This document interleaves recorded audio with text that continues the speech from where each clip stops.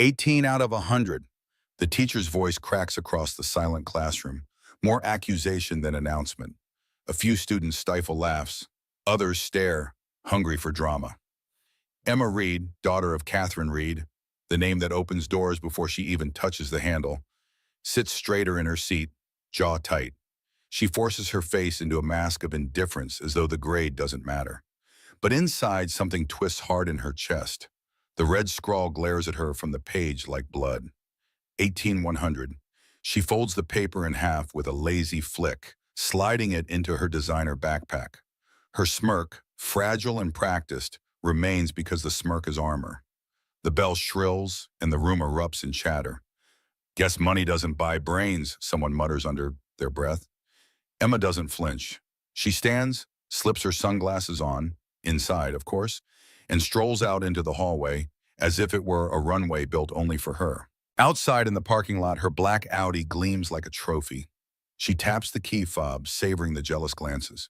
But before she can climb in, a tow truck lurches forward. Chains clang, metal groans. Her car is hoisted into the air like a carcass. "What is this?" Emma barks, throwing her arms wide. The driver doesn't even look at her. Order came from the owner, Catherine Reed. Laughter erupts behind her. Students whip out phones, capturing the billionaire's daughter, watching her prize car being carried away like confiscated contraband. Emma shoves through the crowd, heat boiling her skin. She storms back inside, down a side hall no one uses. Her sneakers squeak on the polished floor.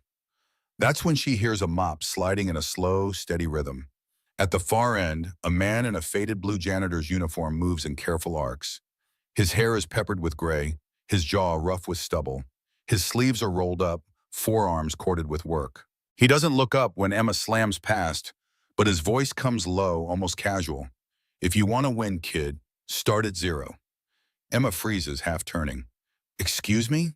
The man leans on the mop handle, calm as still water. His eyes don't flinch. "All that noise out there, cars, clothes, grades, it's nothing. You want to learn? Start at 0. Emma barks out a laugh. "Yeah, thanks, Shakespeare. I'll keep that in mind while you're, what, waxing the floors." The man doesn't bite. He just pushes the mop forward again, water spreading like glass across the tiles. "Floors stay clean when you do the work. So do people." Emma rolls her eyes and walks off, but her chest burns. Start at 0. The words cling like gum to her shoes. That night, home is no escape. Catherine Reed stands in the marble kitchen like a queen out of patience, phone pressed to her ear, voice sharp as glass. "No, the report is unacceptable. I don't pay for excuses. I pay for results." She ends the call with a tap, then turns to her daughter. "You got an 18. Emma leans against the fridge, arms crossed. "So I don't need algebra to run a company. That's what accountants are for." Her mother's eyes, steel gray, narrow. "Don't you dare talk to me like you've earned the right to dismiss it. If you worked for me, you'd be fired. I'm not your employee. I'm your daughter."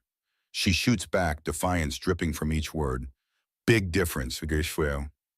Catherine steps closer. The perfume of power clings to her, expensive and suffocating. "The world doesn't care, Emma. Either you become someone, or you'll be another rich kid with no spine, and I won't carry you." For a moment, the kitchen goes silent, but for the ticking of a clock. Emma wants to spit back something sharp, but the weight in her mother's words presses against her, heavy and merciless. She grabs a soda, cracks it open, and walks away without another word. The next morning, Catherine makes her promise real. Emma's credit cards canceled, her car gone, her driver reassigned. So there she is, standing at the bus stop with the rest of the students she has spent years mocking. Her tailored jacket doesn't shield her from the cold looks. By the time she drags herself into the building, the sneers are knives. She shoves her hands deep in her pockets and marches down the hall. The janitor is there again, mop in hand, earbuds tucked in. This time, Emma hears him whispering under his breath. "The only true wisdom," the man says softly, "is in knowing you know nothing." Emma slows. "What did you just say?" The janitor looks up unbothered. "Oven, you're ready to understand, girl." The words slice deeper than any insult. Emma forces a laugh, shaking her head. You're some kind of philosopher now, quoting dead guys while scrubbing gum off the floor? The janitor's mouth twitches, half a smile, half pity. It's stranger, isn't it? A girl with the world at her feet who can't pass a reading test? Emma's cheeks flush hot. Screw you. But when she walks away, the heat doesn't fade. It grows, crawling under her skin. By third period, it's undeniable. Another test returned, this one worse. Her teacher doesn't even speak when she hands it back. Just a look. Tired, disappointed, almost pitying. Emma stares down at the paper, 24%. Below, written in neat cursive, did you even read the passage? The classroom blurs. Laughter hisses around her. For once, Emma doesn't smirk. Later that afternoon, she ducks through the back entrance to avoid more eyes. And there he is again. Mop bucket, the faint smell of lemon cleaner, calm eyes that don't look away. The janitor straightens slowly. Rough day? Emma's throat tightens. She hates herself for even pausing. You said something last time about Socrates. You remembered. Emma shifts, defensive. Yeah, weird for a janitor to quote philosophers. The man wipes his hands on a rag, arms crossed. Weirder still, when a girl born with every advantage can't sit still long enough to learn. Emma winces. You used to be a teacher, didn't you? The man doesn't answer immediately. His gaze sharpens, measuring. Then, not just philosophy, plenty more before life threw me off balance. Silence, students laugh down the hall. Emma swallows hard. For the first time in her life, she doesn't feel like mocking. She feels like begging. Then teach me, she whispers. Please. The janitor studies her for a long moment, eyes steady. Finally, he nods once, on one condition. Emma leans forward. What? You leave your name and your pride at the door. Start from zero, from the floor. Emma's chest rises and falls. She thinks of her mother's words, the humiliation that clings to her like smoke. Fine, she says. Her voice cracks, but she doesn't back down. I can't keep failing. The janitor extends his hand. Caleb Hale. Emma shakes it. Emma. Caleb's grip is firm, steady, the kind of grip that makes promises. Then tomorrow we begin. Emma lies awake that night, staring at the green notebook Caleb had shoved into her hands, its blank pages daring her to either waste them or let them change everything. The hallway is nearly empty when Emma shows up the next morning. Dawn light streams weakly through high windows, painting the floor in pale gold. The school is still asleep, locked in silence, but the steady rhythm of a mop moving across tile breaks it. Caleb is there, sleeves rolled, shoulders bent in work. Emma stands at the end of the corridor, clutching the green notebook from the night before. Her sneakers squeak faintly as she walks forward. Caleb doesn't look up. You're early, Emma clears her throat. You said we'd start today. Finally, the janitor lifts his gaze, those eyes steady, unhurried, like he'd already seen kids like Emma 1,000 times, meet hers without flinching. I did, but before we start, we settle something. He leans the mop against the wall, folding the rag in his hands with surgical precision. This isn't your mother's empire, and it isn't my job. It's work, real work. You want me to teach you? You leave your name at the door. Emma frowns. What's that supposed to mean? It means I don't care if you're Reed, Rockefeller, or royalty. In this hallway, you're just a kid with a notebook. If you can't stomach that, you walk away now. Emma hesitates, the weight of pride coiling in her throat. The instinct is to fire back, to remind this man who she is, what name she carries, but the humiliation of that 18, of standing at the bus stop like a pauper, of losing her car and her friend's smirks, it all rushes back at once. Slowly she nods. Fine, I'll leave it. Caleb holds out his hand. Say it! Emma's jaw clenches. My name doesn't matter. Again. My name doesn't matter. Caleb's eyes flicker with something. Approval, maybe even respect. He hands the girl a pen. Good, then let's see if your words matter. They sit on a bench outside the unused east wing. Dust motes spin in the sunlight, and the smell of the floor wax hangs in the air. Page 1, Caleb instructs. Write about your greatest fear. 10 minutes. Don't stop the pen. Even if all you write is garbage, keep moving. Emma scowls. That's stupid. What's the point? The point, Caleb says calmly, is that your head is noisy. Pride, excuses, distractions. 10 minutes of writing strips the noise. What's left? That's the truth. Emma rolls her eyes but opens the notebook. Blank lines stare back like an enemy. She taps the pen against the paper. Every second, a war. I'm not scared of anything, she mutters. That's fear talking, Caleb replies. Emma shoots him a glare, but puts pen to page. At first, it's nonsense. Scribbles, complaints, half-formed words. Then something cracks. The letters spill faster, messier. Her hand cramps, her chest tight, but she doesn't stop. When the 10 minutes end, Caleb simply says, "Done." Emma slams the pen down. Yeah, whatever. Caleb doesn't reach for the notebook. He doesn't ask to read it. He just says, "Bring it tomorrow, rewrite it." Then again the next day. Fear only shrinks when you look it in the eye 3 times. Emma frowns. What if it doesn't? Then you weren't looking hard enough. The following day, Emma shows again, and the next. The ritual repeats. 10 minutes writing, 10 minutes reflection. One morning she snaps. This isn't working. I keep writing the same crap. Caleb shrugs. Then dig deeper.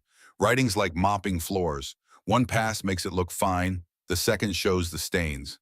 The third, that's when you see the real floor. Emma barks out a bitter laugh. You and your metaphors, man. You want easy metaphors. Go back to excuses. You want to win? Keep writing. By the 4th morning, Emma finds herself arriving earlier than Caleb. She sits on the bench, notebook open, scribbling before the janitor even walks in. When Caleb notices, he says nothing, but the corner of his mouth twitches upward. You know what your problem is, Reed? He asks quietly. Emma looks up. I thought we left the name at the door. Exactly, your problem is you keep sneaking it back in. Emma bristles. I'm trying. All right, trying doesn't build muscle. Reps do. So here's your first real rep. Write about the thing you won't say out loud. The thing that makes you feel small. Emma stiffens. That's why you need to write it. For a long moment, Emma stares at the page. Her pen hovers, then drops ink. The words come halting, awkward, but they come. By the end of the week, the notebook has pages filled with crooked handwriting. Caleb never reads a word, not once. One afternoon, Emma finally blurts, why don't you check if it's even good? Because it's not about good, Caleb replies. It's about honest, and only you know if it's that. Emma sits back, stunned. Teachers had always measured her by grades, by performance, but this man doesn't care. You really don't care what my mother thinks, Emma says. Not my job to care. My job is to make sure when you look in a mirror, you see someone worth remembering. For the first time, Emma feels something shift, a crack in the armor. At lunch, whispers trail her. Josh nudges his friend, sneering. Look at Reed spending her mornings with the janitor. Maybe she'll learn how to push a mop.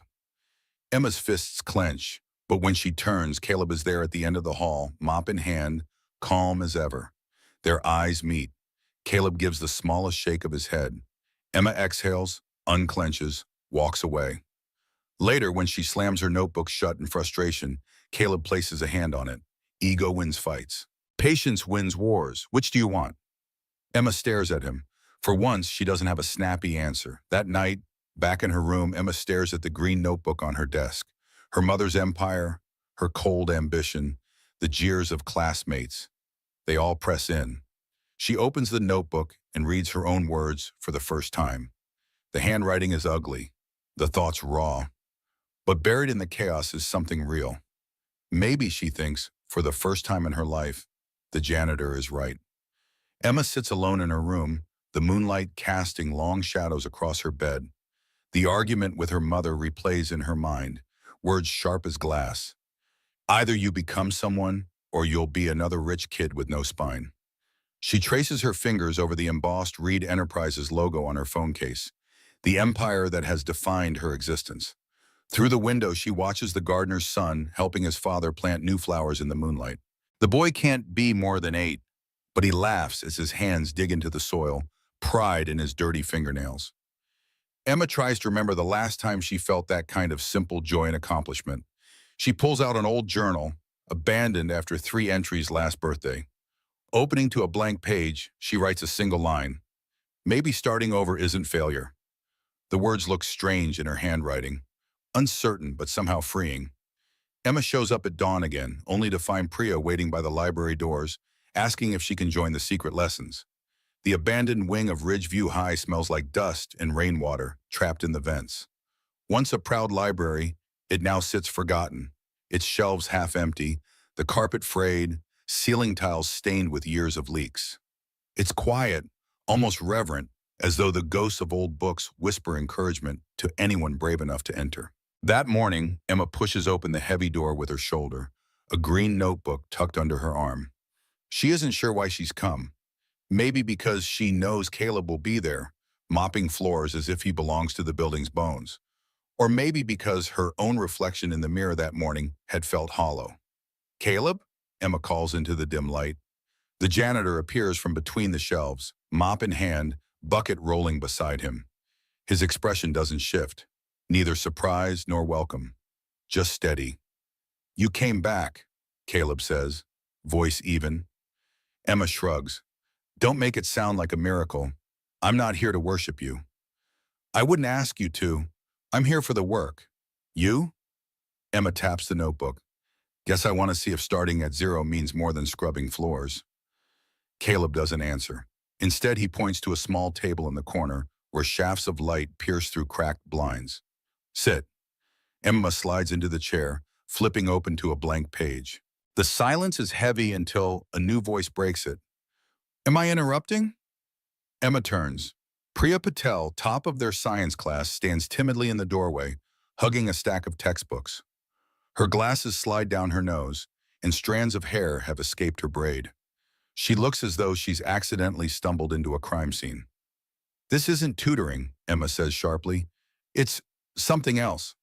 Priya hesitates. "I just thought maybe I could join. My lab reports are fine, but when it comes to essays, I freeze. You're not the only one failing English, Reed." Emma opens her mouth to dismiss her, but Caleb raises a hand. "If you're here to work, you are welcome. But leave the names at the door. In here, you're not a prodigy, and you're not a Reed. You're just students." Priya's face softens, almost relieved. She slides into the chair across from Emma. Emma mutters under her breath. "Great, now it's a club for misfits."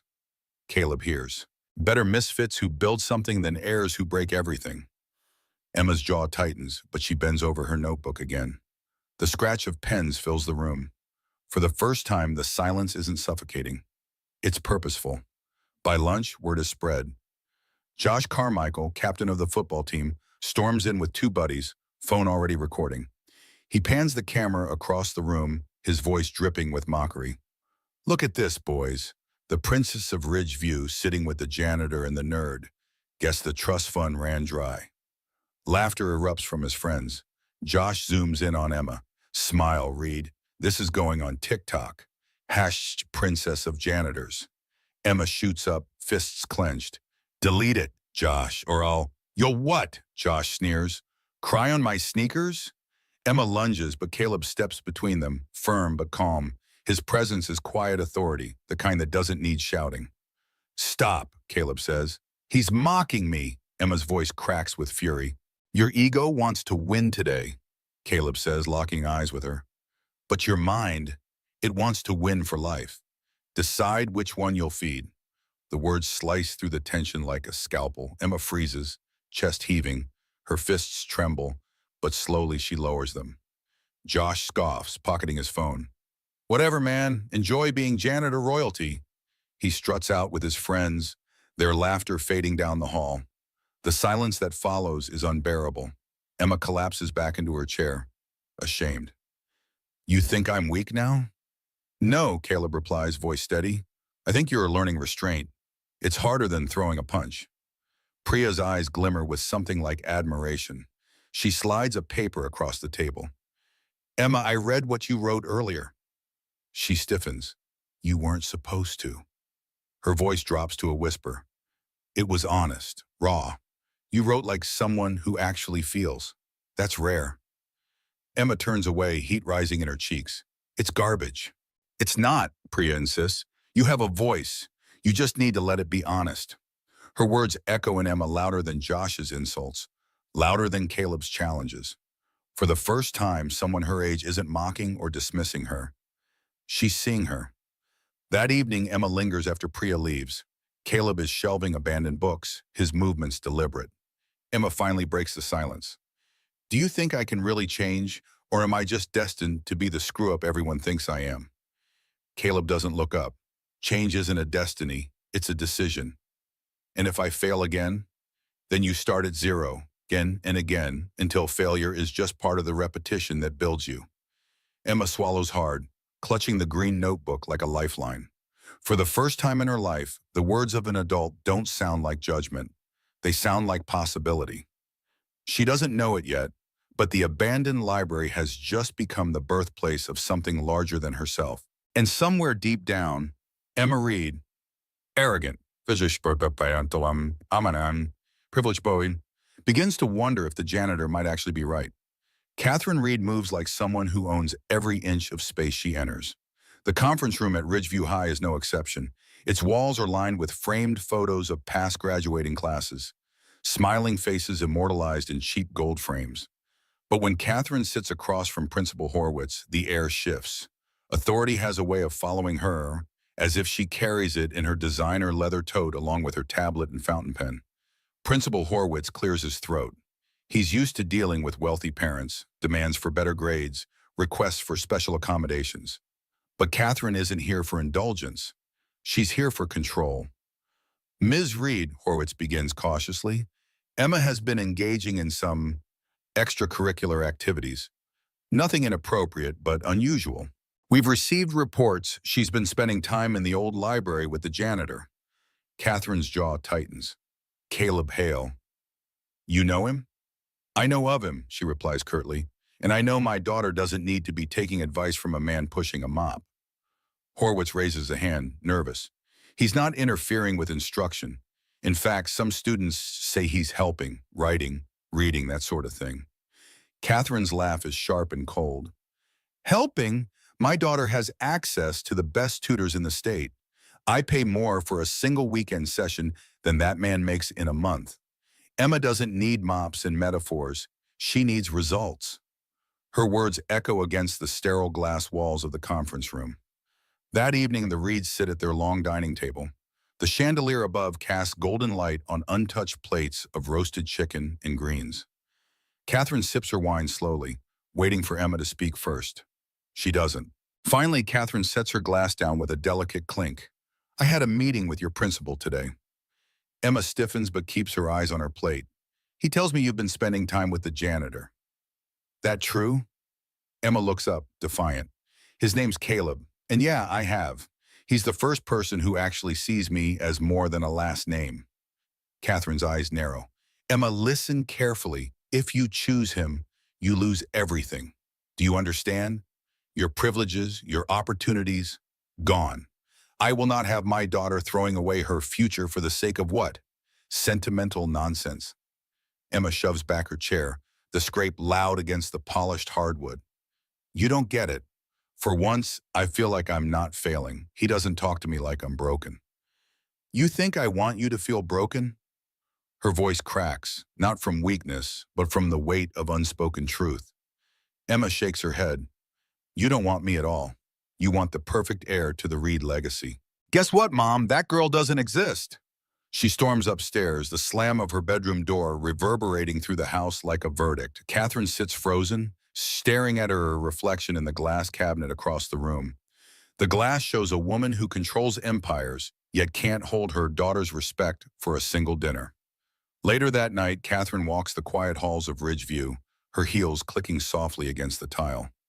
The school is dark, except for the faint glow of the exit signs. She hadn't meant to stop there, but her car had pulled into the lot almost unconsciously. And then she sees him. Caleb Hale stands in the hallway, sleeves rolled up, mop propped against his shoulder like a weary soldier's weapon. His daughter Maya, no older than 9, sits cross-legged against the wall, sketching on a notepad. Caleb leans down, tying the loose laces on her sneakers with practiced care. Catherine freezes. The image strikes her harder than she expected. A man she had dismissed as irrelevant is there, quietly anchoring his daughter's world with patience and tenderness. His hands, roughened from labor, move with a gentleness that contradicted his worn uniform. For a moment, Catherine's glass wall cracks. She sees something she hasn't allowed herself to feel in years. Envy. Envy of the simplicity, the unshakable bond. Her phone buzzes in her purse, pulling her back. She turns sharply, heels echoing as she leaves the building before either of them notices her. But the image clings to her like perfume that wouldn't wash away. Back home, Catherine stands outside Emma's door, listening.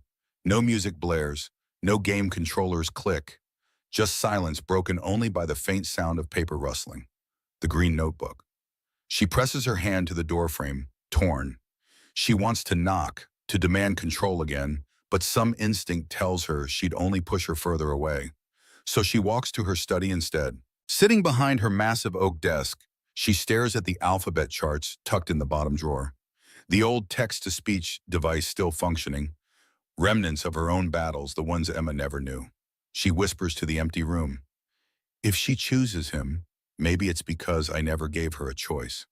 Her reflection stares back from the glass wall of her office. A woman unbreakable in business, but fragile in the one place that mattered most, home. The old library smells like dust and forgotten ambitions. Rows of unused shelves lean against one another like tired soldiers, and a single bulb buzzes overhead, fighting to stay alive. But for Emma Reed, this dim room is starting to feel less like a relic and more like a second chance. 6 chairs have been dragged into a rough circle. A crooked table in the corner holds notebooks, stubby pencils, and a dented thermos that Caleb Hale always carries with him. It isn't much, but maybe that's the point. Caleb stands at the center, mop leaning against the wall nearby. He looks at the cluster of students. Emma, Priya, 2 juniors whose names she barely knows, and another freshman who sits with his hood up, too shy to make eye contact. Then there's Maya, Caleb's 9-year-old daughter, sketchbook balanced on her knees. "Welcome," Caleb says simply. His voice carries no authority badge, no threat of grades or failure, just presence. This is not a classroom. This is a workshop. If you came here to be graded, you're in the wrong place. But if you came to write, to fight with words instead of fists, you're exactly where you need to be. Emma shifts in her seat. A week ago, she would have rolled her eyes. Today, she finds herself leaning forward. Caleb passes out green notebooks, new though the covers are already scuffed from being carried in his bag. Rule number 1, leave your last names at the door. In here, it doesn't matter if you're a Reed or a Rhodes Scholar or a nobody. You start at 0 just like everyone else. The hooded freshman peeks up, curiosity flickering. Rule number 2, Caleb continues, honesty isn't optional. If you fake it, your words will collapse under their own weight. But if you mean it, even if it's messy, it'll stand. He lets the silence hang before adding, rule number 3, we defend each other in this space. Out there, people will laugh. In here, we listen. Priya raises her hand. And if someone makes fun of us anyway? Emma smirks, but Caleb answers first. Then we remind them, laughter doesn't erase truth. It only proves they were afraid to hear it. Maya's pencil scratches quietly as she draws. She tilts her sketchbook toward the group. In the middle of the page is a circle with the words, start at 0 curving around its edge. Letters bold, imperfect, alive. Caleb looks at her work and nods. Guess we've got ourselves a logo. The group chuckles. Emma catches herself smiling before she could stop it. That week, Caleb gives them their first assignment. Write about something you'd defend, even if no one else stood with you. Emma stares at the blank page. Her pen hovers, refusing to commit. The old Emma would have written something shallow, her clothes, her family name, maybe her phone. But those words taste hollow now. Finally, her pen scrapes across the paper. I'd defend someone who can't defend themselves, she writes. Her hand trembles, but the words come faster. Because maybe once I was that person. When she reads her piece aloud, the room shifts. Priya's eyes soften. The hooded freshman lowers his hood. And for the first time, Emma feels her voice doesn't sound like a fraud. Priya leans toward her later, whispering, you have a voice. You just need to let it be honest. Her words echo in Emma's chest long after the session ends. Meanwhile, Catherine Reed's black SUV pulls into the school parking lot one late afternoon. She has been summoned for a board meeting, but arrives early. From across the lot, she notices a small cluster near the curb. Caleb, in his worn janitor's uniform, crouched down to tie Maya's shoelaces. His calloused hands move with deliberate care, double knotting them like a craftsman securing something fragile. Maya giggles, showing him the logo she's drawn. He smiles, tucking her hair behind her ear with a tenderness Catherine can't look away from. Catherine freezes. For years, she has convinced herself that success meant steel and distance, walls of glass and measured words. But watching Caleb's hand steady his daughter's world with something as simple as a knot in her laces unsettles her. She isn't sure if it's admiration, envy, or something far more dangerous. When Caleb stands, his eyes briefly meet hers across the lot. She expects him to flinch, maybe bow his head in respect like so many others do around her. He doesn't. He simply looks, steady and unshaken, before turning back to his daughter. Catherine lingers longer than she should have, the image burning in her mind even after she walks away. Back in the library, the group's circle grows tighter each day. Students who'd once barely nodded in the hallways are now passing folded pages to each other, marking lines they love. One afternoon, Josh, the star athlete who'd mocked Emma weeks before, storms in with his phone held high. "Look at this, everyone. Princess of Janitors sitting in storytime circle." Emma's fist clenches. She half rises from her chair. Caleb's voice cuts through the tension like a bell. "Emma, chasing pride is easy, but building wisdom, that's for life. Which one do you want to feed?" The words land heavy. Emma sinks back into her chair, jaw tight but eyes alive. Josh laughs, but it rings hollow. He leaves without another word. Caleb leans down, speaking quietly to her. "Every time you fight the small battles, you lose the war. You haven't even begun. Let them laugh. You keep writing." Emma swallows hard. For the first time, she believes him. That night, Emma sits on her bed, notebook open. Her green cover is already worn at the edges. She thinks about Caleb's words, Priya's whisper, Maya's circle logo. She writes in bold letters across a clean page, "Start at zero." And for the first time in her life, the words don't feel like punishment. They feel like freedom. 78, Emma whispers, staring at the graded paper in her hands. For the first time in her Ridgeview career, the number at the top isn't dripping in failure. It wasn't perfect, not even close, but it was a B+. The bell rings, students spill out into the hallway, and Emma stays frozen in her seat. The red ink score seems to burn through the page. For once, she isn't embarrassed to carry it home. For once, she doesn't feel like a fraud. She finds Caleb that afternoon in the dim library, where the little circle of mismatched desks has slowly become their refuge. Priya is scribbling notes. Maya is quietly drawing their circular "Start at Zero" emblem in her notebook. Emma drops the graded paper onto the table. B+. Her voice cracks like she doesn't trust it. Priya's eyes widen. That's incredible, Emma." Caleb studies the paper in silence, then glances up. "Tell me," he says, "did you earn it because you guessed better or because you worked differently?" Emma swallows. "Because I worked. Because I—" She taps the green notebook. "I actually wrote until the words made sense." For a second, the corner of Caleb's mouth tilts into that elusive smile. Then it's not a grade, it's a compass. Emma lets out a breath she didn't realize she'd been holding. It isn't pride exactly. It's relief. For once, she isn't drowning. The relief doesn't last long. By the following week, rumors about the janitor's secret class spread through the halls like wildfire. Josh, the school's golden athlete, with a smirk sharp enough to cut glass, struts past Emma in the cafeteria. He holds up his phone, the screen glowing with a shaky video. "Hey, Princess of Janitors," Josh sneers, loud enough for the whole table to hear.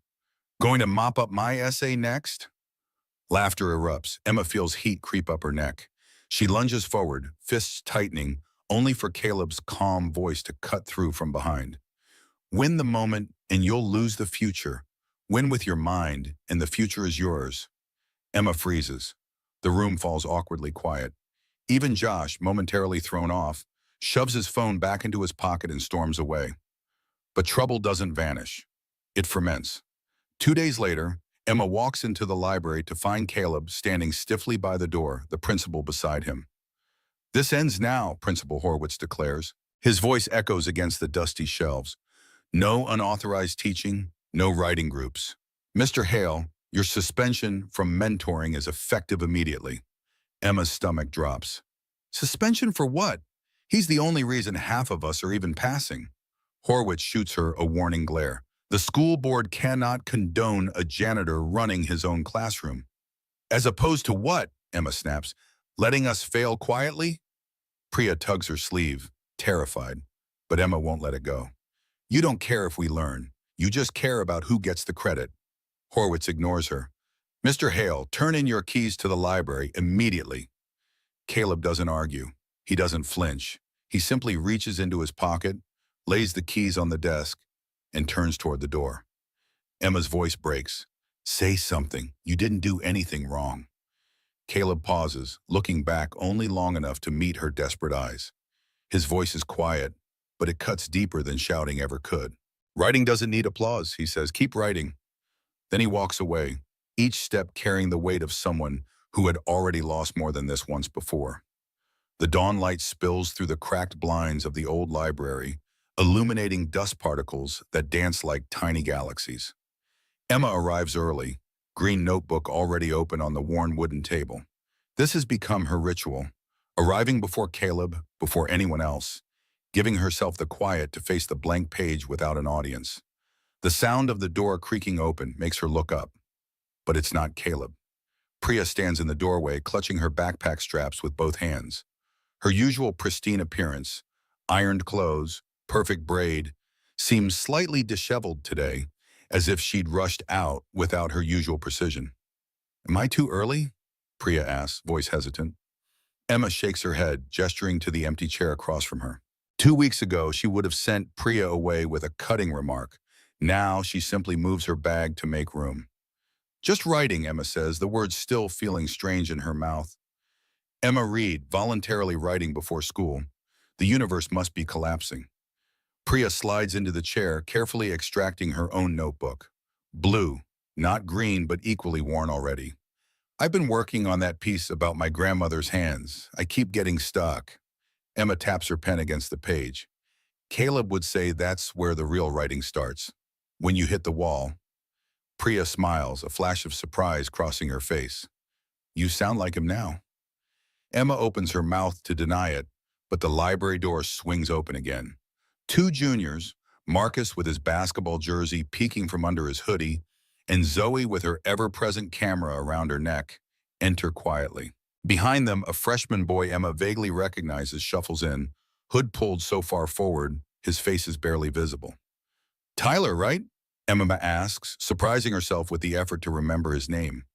The freshman nods, eyes widening slightly, that Emma Reed knows who he is. The group settles into what has become their usual formation, a loose circle of mismatched chairs, notebooks open, pens ready. The silence isn't awkward anymore. It's charged with purpose. Caleb arrives last, Maya skipping alongside him.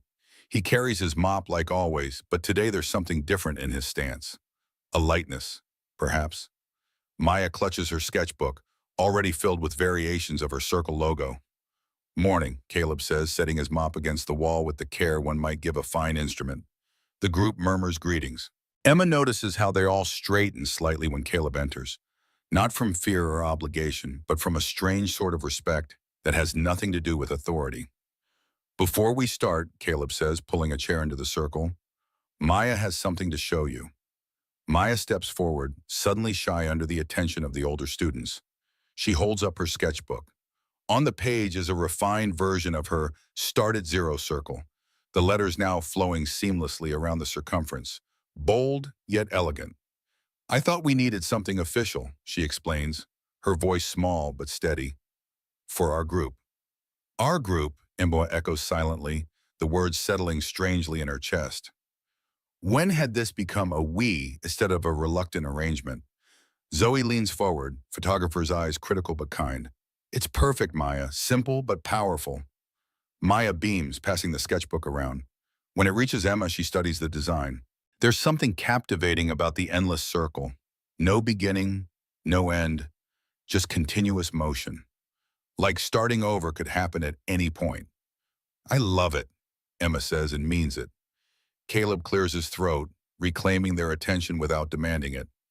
Today, we're writing about defense. Marcus frowns. Like basketball defense? Like what you'd defend with your words, your life, your actions. Caleb clarifies. What would you stand for, even if you stood alone? The question hangs heavy in the air. Emma's pen hovers above her blank page. The old Emma would have written something obvious. Her right to designer clothes, her family name, her social status.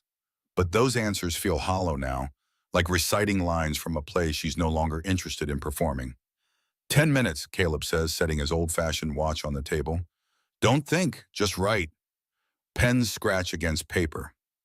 Emma stares at her blank page for almost a minute, paralyzed. Then, almost without her permission, her hand begins to move. I would defend someone who couldn't defend themselves. She writes, the words coming from somewhere she doesn't recognize. Because maybe once I was that person, drowning in expectations, in the weight of a name I didn't earn. The words flow now, messy and raw. Emma writes about feeling small in a mansion, about the suffocation of privilege, about the strange freedom in starting from nothing. When Caleb calls time, she's filled 2 pages, the ink smudged where her hand raced to keep up with her thoughts. One by one they read aloud. Marcus defends his younger brother with autism. Zoe defends the right to tell uncomfortable truths through art. Priya defends cultural traditions her American friends mock. Tyler, voice barely audible, defends quiet people's right to be heard. When Emma's turn comes, she hesitates. These words feel too personal, too revealing. But she remembers Caleb's second rule. Honesty isn't optional. She reads, voice gathering strength with each sentence. When she finishes, the room is silent. Not the silence of indifference, but of recognition. That, Caleb says quietly, is what writing is for. To say the thing you didn't know you needed to say. Priya's eyes meet Emma's across the circle. You have a voice, she whispers. You just need to let it be honest. The moment breaks when the first bell rings, signaling 20 minutes until official classes begin. The group packs up quickly, the spell of the circle temporarily lifted as reality intrudes. As they file out, Emma notices Maya tugging on her father's sleeve. Dad, did I tell you? My art teacher wants to use my logo for the school magazine section on student creativity. Caleb smiles, genuine pride lighting his weathered face. That's amazing, sweetheart. Emma lingers, watching them. There's something about their relationship that fascinates her. The easy affection, the mutual respect. So different from the formal distance she maintains with Catherine. Caleb notices her watching. Something on your mind, Emma? How long have you been a single dad? The question slips out before she can filter it. A shadow crosses his face, but he answers evenly. 4 years. Maya was 5 when Sarah died. Cancer. He says it matter-of-factly, not seeking sympathy. I'm sorry, Emma says, meaning it. Life happens, Caleb replies, his standard response to difficulty. You either break or you rebuild. We chose to rebuild. Maya looks up at her father, reaching for his hand with the unconscious trust of a child who has never been let down. Dad says Mom would have loved this place. She was a writer too. Was she a teacher like your dad? Emma asks. Caleb shakes his head. Journalist, environmental issues. She believed words could change the world. A faint smile touches his lips. She would have liked you, Emma. She had no patience for pretense either. And Emma absorbs this, trying to imagine the woman who would have married Caleb Hale, who would have seen past the janitor's uniform to the mind beneath. The warning bell rings, breaking the moment. Emma hoists her backpack. I should go. Chemistry test. Caleb nods. You've studied? Actually, yes. Another change. Another tiny victory. Then you don't need luck, he says simply. As Emma hurries to class, she feels the weight of the green notebook in her bag like a talisman. Something is shifting inside her, brick by brick, the fortress of her old self slowly being disassembled and rebuilt into something she doesn't yet recognize. Lunch period brings its own battlefield. Emma sits with Priya now at a table near the windows, far from her old territory where designer bags and Instagram filters reign supreme. She can feel the stares, hear the whispers. Emma Reed, fallen princess, now consorting with the science nerds and the janitors club. Josh Carmichael approaches, Letterman jacket announcing his status before he even speaks. Two football players flank him like security detail. "Hey, Reed," he calls, loud enough for nearby tables to quiet. "Heard you got a B+ on Miller's essay? What, did the janitor write it for you?" Emma's fingers tighten around her fork. The old rage rises, the instinct to strike back with something cutting. But Caleb's voice echoes in her mind. Your ego wants to win today. Your mind wants to win for life. She looks up, meeting Josh's expectant gaze. "Actually, I wrote it myself. Turns out when you put in the work, you get results." Josh's smirk falters slightly at her calm response. He recovers quickly. "Right. Work. Is that what you call it? Hanging out in the dusty library with Mop Man and his weird kid?" Something cold and hard forms in Emma's chest. She can take insults directed at her. But Maya, a 9-year-old who's done nothing but draw beautiful things and be kind? Emma stands slowly. The cafeteria quiets further, sensing confrontation. "Her name is Maya," Emma says, voice steady and clear.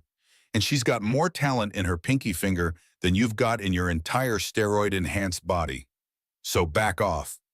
Josh's face darkens. Wow, look who found her backbone. "Careful, Reed. You're one bad move away from social suicide." "Threatening me with exclusion from your little kingdom?" Emma laughs, and it sounds different. Not her practiced, cutting laugh, but something genuine.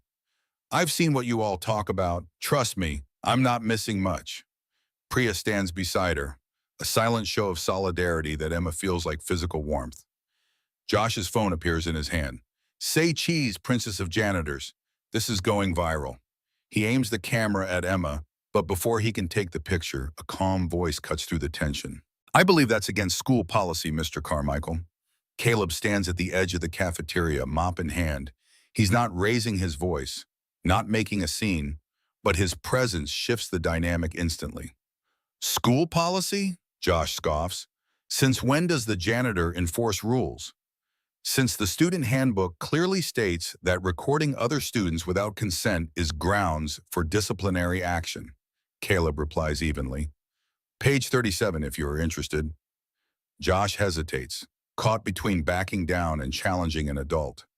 Self-preservation wins. He pockets his phone with an exaggerated eye roll. "Whatever. Have fun with your little writing club. I hear McDonald's is always looking for failed poets." He walks away, his friends trailing after him. Emma sinks back into her seat, adrenaline draining.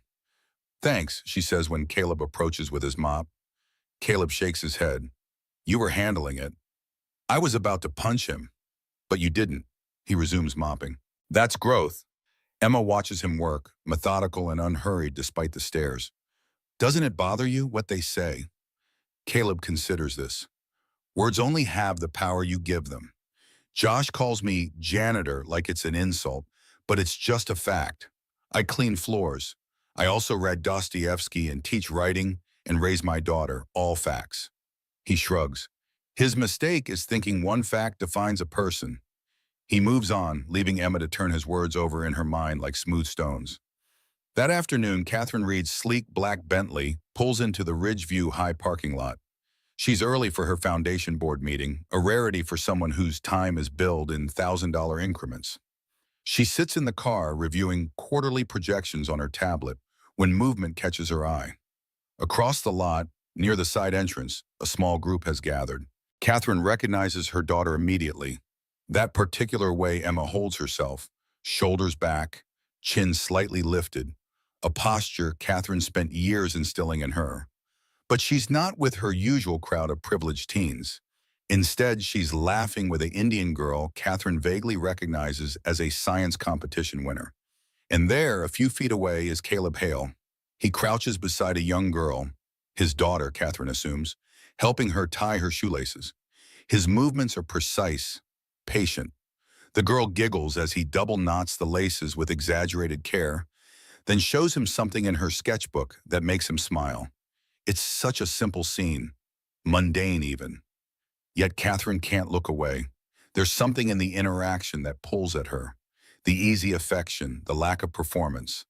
Caleb's hands, roughened by labor, move with a gentleness that seems at odds with his weathered appearance. For years, Catherine has equated success with polished hardness, glass offices, sharp suits, decisive words. Power maintained through distance. But watching Caleb secure his daughter's world with something as simple as properly tied shoelaces unsettles her in ways she can't immediately identify.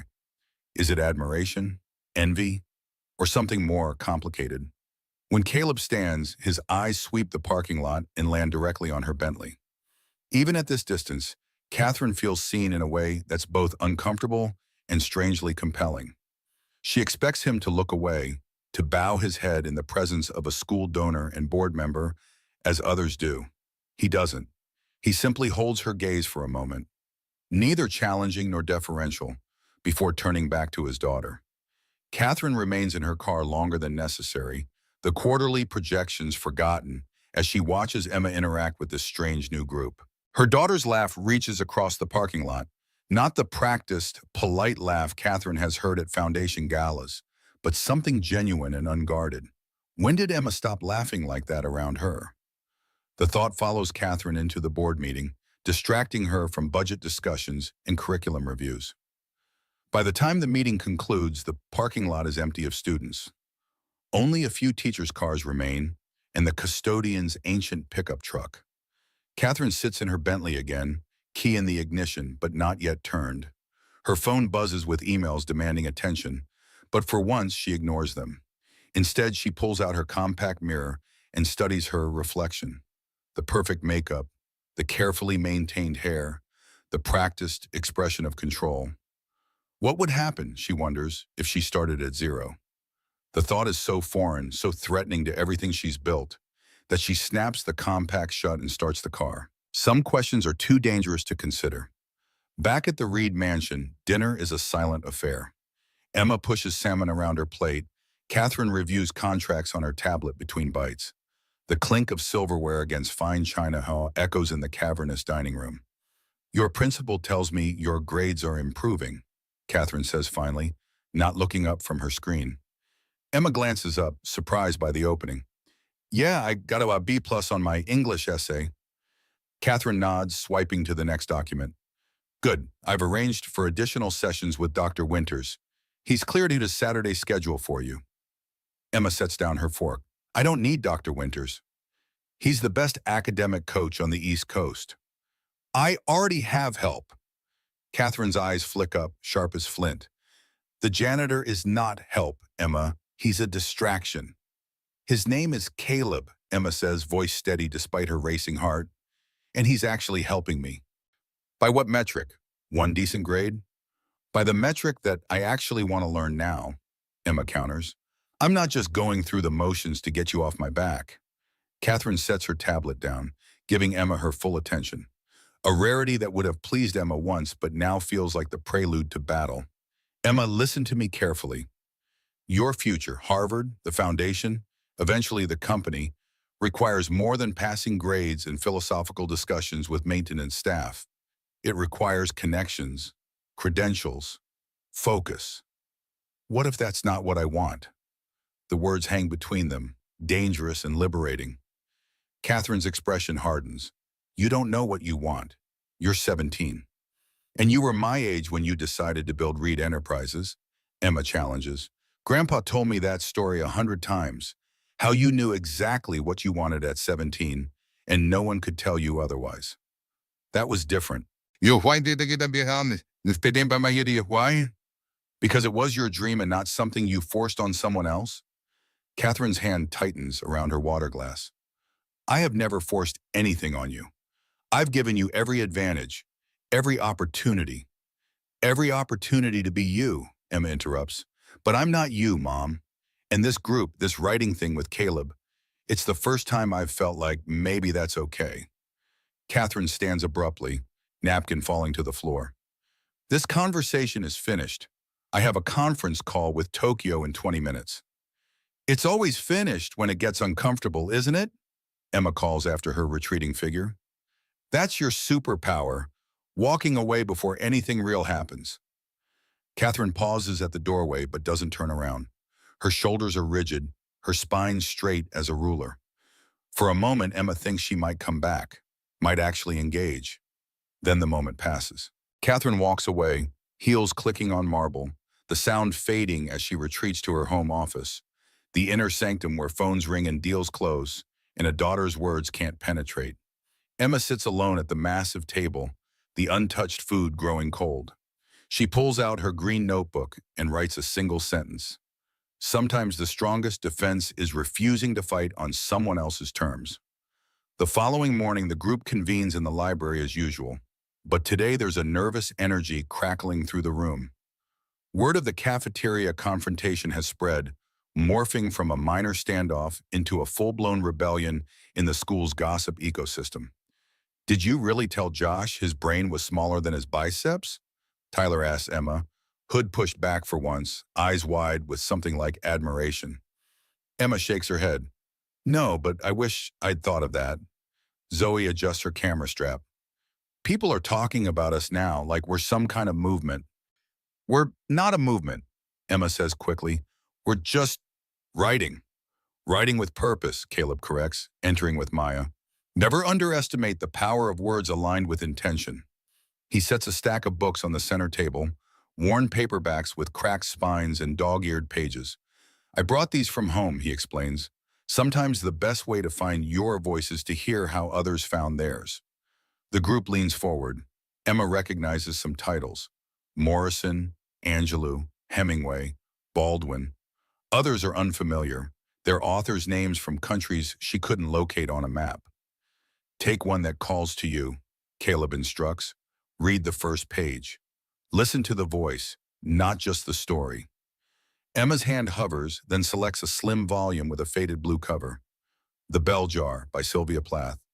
She opens to the first page and begins reading silently, but Caleb shakes his head. "Out loud," he says, "writing lives in the ear as much as the eye."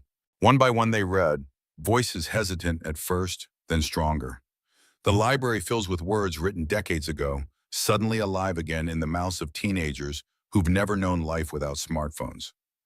When Emma reads Plath's opening lines, "It was a queer, sultry summer, the summer they electrocuted the Rosenbergs, and I didn't know what I was doing in New York." Something shifts in the room. The stark honesty of it, the distinctive voice, makes her own writing efforts seem pale by comparison. "I'll never write like this," she admits after finishing the first paragraph. "Good," Caleb says. "The world doesn't need another Sylvia Plath. It needs your voice." "But how do I find my voice when I'm not even sure who I am?" The question escapes before Emma can censor it. Caleb considers her, his expression thoughtful. "By writing through the uncertainty, by putting words to the confusion until patterns emerge." He taps the book in her hands. Plath wasn't born knowing her voice. She wrote her way to it, page by page, mistake by mistake. Emma glances around the circle, at Priya with her perfect GPA and parental expectations, at Marcus balancing sports with academic ambitions, at Zoe hiding behind her camera, at Tyler shrinking inside his hoodie, each searching for their voice in different ways. "Today's assignment," Caleb announces, "is to write the first paragraph of your life story, not as it is, but as you wish it could be told. Not fantasy, truth, but truth as you hope to make it." They write in silence, pens scratching against paper. Emma stares at her blank page longer than the others, paralyzed by the enormity of imagining a life not defined by the read name. Finally, she begins. "Emma wasn't born knowing her worth would be measured by more than her last name, but she discovered it the year she learned to start at zero." The words come easier after that, flowing like water finding a new channel. When they read aloud this time, something has changed in the circle. The stories aren't just assignments anymore. They're declarations of possibility. "This," Caleb says when they finish, "is why we write, not to escape who we are, but to discover who we might become." The bell rings, signaling the end of their morning session. As they gather their things, Josh Carmichael appears in the doorway, his usual smirk replaced by something more complex. "Heard you guys were, like, analyzing books and stuff," he says, aiming for casual but landing on uncomfortable. The group freezes, waiting for the punchline, the phone to appear for more mockery. Instead, Josh shifts his weight, eyes darting to Caleb. Miller's failing me in English. Says my analysis is shallow and cliched, whatever that means. Caleb regards him steadily. It means you're writing what you think she wants to hear instead of what you actually think. Josh blinks, caught off guard by the direct assessment. So, what do I do about that? Start at zero, Maya pipes up from her corner, looking up from her sketchbook. That's what everyone does here. Josh's expression shifts between annoyance and genuine consideration. Is that like your cult slogan or something? Emma surprises herself by laughing. Not at him, but at the absurdity of Josh Carmichael, king of Ridgeview High, standing awkwardly in the doorway of their dusty sanctuary. It's not a cult, she says. It's just a place to figure stuff out without anyone judging you for the process. Josh scoffs, but it lacks his usual conviction. Like I need help from the janitor club. Your choice, Caleb says mildly, returning to organizing the books. Doors open if you change your mind. Josh lingers a moment longer, something like curiosity battling with pride on his face. Then he's gone, leaving behind only the faint scent of expensive cologne and missed opportunity. He'll be back, Priya predicts as they head to class. Emma raises an eyebrow. What makes you so sure? Because everyone needs somewhere they can be more than just one thing. Priya adjusts her glasses. Even Josh Carmichael. The words stay with Emma through her morning classes, through the familiar routine of lectures and note-taking. Has the Reed name made her just one thing in others' eyes? In her own? By afternoon, rumors about the janitor's writing cult have evolved further. Some say they're planning a literary magazine to rival the official school publication. Others claim they're writing exposés about the administration. A few whisper that Caleb isn't really a janitor, but a famous author researching his next novel. Emma ignores it all, focusing instead on the strange new feeling growing inside her, the sensation of building something rather than tearing it down. After school, she finds Caleb in the main hallway, methodically mopping around the student lockers. Most kids step over his wet floor signs without acknowledgement, but Emma notices how Caleb never breaks his rhythm, never shows frustration at the muddy footprints that immediately mar his clean floor. Doesn't it bother you, she asks, stopping at a safe distance from the wet tiles? Cleaning up after people who don't even see you? Caleb looks up, recognition warming his eyes. Who says I'm invisible? I see everything. Who's struggling? Who's kind? Who's cruel when they think no one's watching? Emma considers this, the idea of Caleb as witness rather than servant. But the work itself, doing something that gets undone immediately, isn't that, I don't know, soul-crushing? Caleb leans on his mop, regarding her thoughtfully. There's dignity in necessary work, Emma. This building needs clean floors. Students need safe, clean spaces to learn. I provide that. He gestures to the gleaming tiles. For about 10 minutes, this floor is perfect.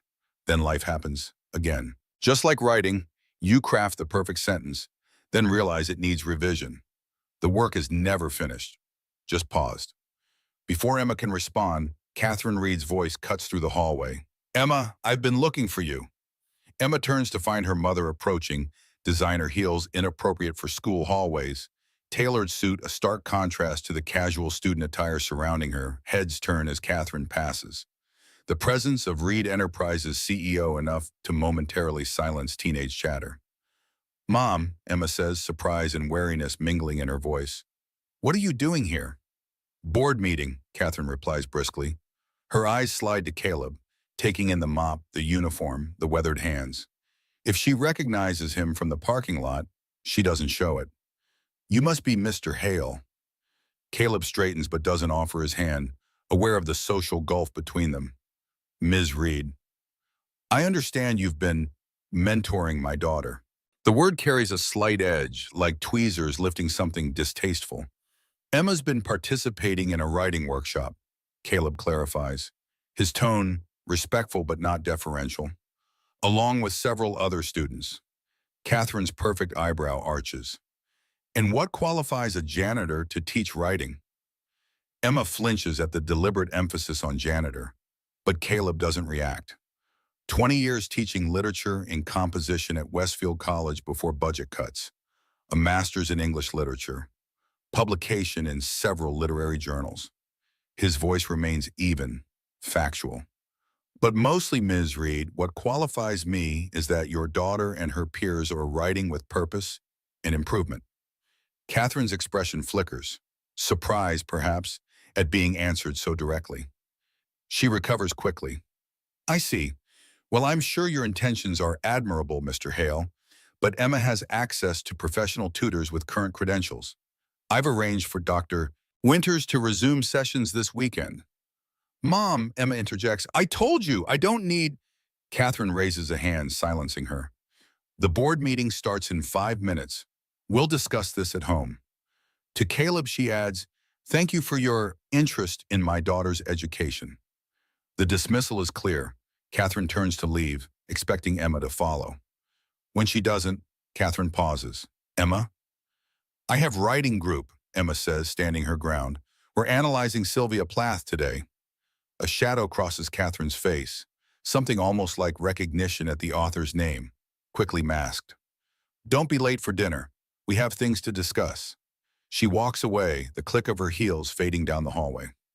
Emma releases a breath she didn't realize she was holding. Sorry about that, she mutters to Caleb. He resumes mopping, his rhythm unbroken.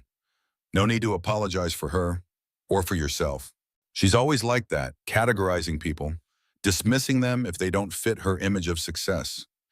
Caleb considers this as he works. Your mother built an empire from nothing.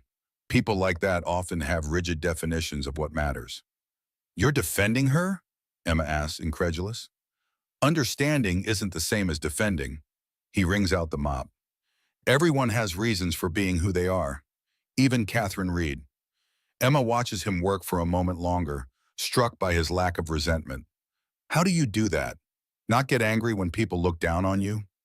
Caleb smiles slightly. Who says I don't get angry? I just don't let anger drive the car. He nods toward the library. The others are waiting. Go start without me. I'll finish this floor and join you. Emma hesitates, then heads toward the library, her mother's dismissive tone still ringing in her ears. But alongside the familiar irritation is something new. Curiosity about what made Catherine Reed so determined to control every variable, so quick to dismiss anyone who didn't fit her narrow definition of success. The writing session that afternoon feels different. There's an electricity in the air, a sense of building momentum. Zoe brings a series of black and white photographs she's taken around school. Close-ups of hands, of worn textbooks, of sneakers on freshly mopped floors. She wants to pair them with the group's writing for a potential exhibit. People need to see what's happening here, she explains, spreading the photos across the table. How words and images can tell truth together. Priya has drafted a proposal for an official club designation. The Zero Circle, she suggests as a name. If we're official, they can't shut us down as easily. Who's trying to shut us down? Tyler asks, alarmed. Emma thinks of her mother's expression, of Principal Horwitz's nervousness around Catherine. No one yet, she says, not entirely convinced, but it wouldn't hurt to have some official protection. When Caleb joins them, Mop left outside for once, they present their ideas. He listens carefully, his expression thoughtful. You're building something here, he acknowledges, but remember why we started. Not for recognition, not for school credit, but for the work itself.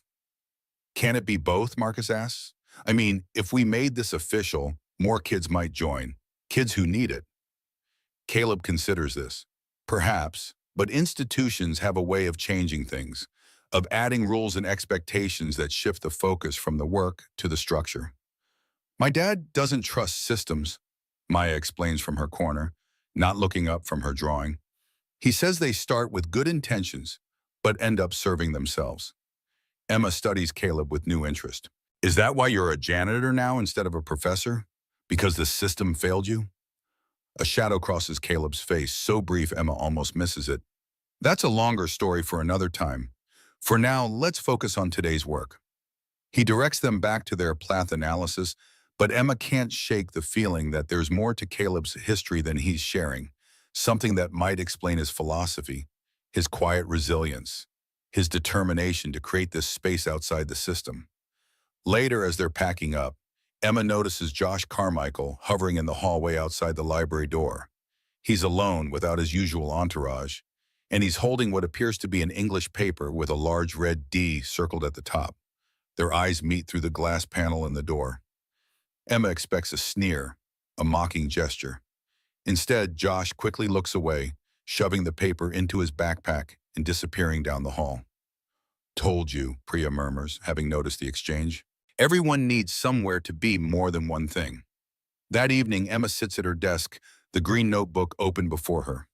She's supposed to be writing the next day's assignment. Describe a moment when you felt truly seen. But her pen remains still. Her mother's voice from downstairs filters up through the heating vent, sharp, authoritative, closing another business deal over the phone. The familiar cadence of Catherine Reed in command mode, a voice that makes CEOs listen and boards approve whatever she proposes. Emma tries to imagine her mother at 17, younger than Emma is now, with nothing but determination and raw intelligence. No empire, no name recognition, just a girl with dyslexia and ambition fighting her way into rooms designed to exclude her. For the first time, Emma wonders if her mother's rigid control isn't just about success, but about fear. Fear of losing what she'd fought so hard to build. Fear of watching her daughter squander opportunities she had to claw for.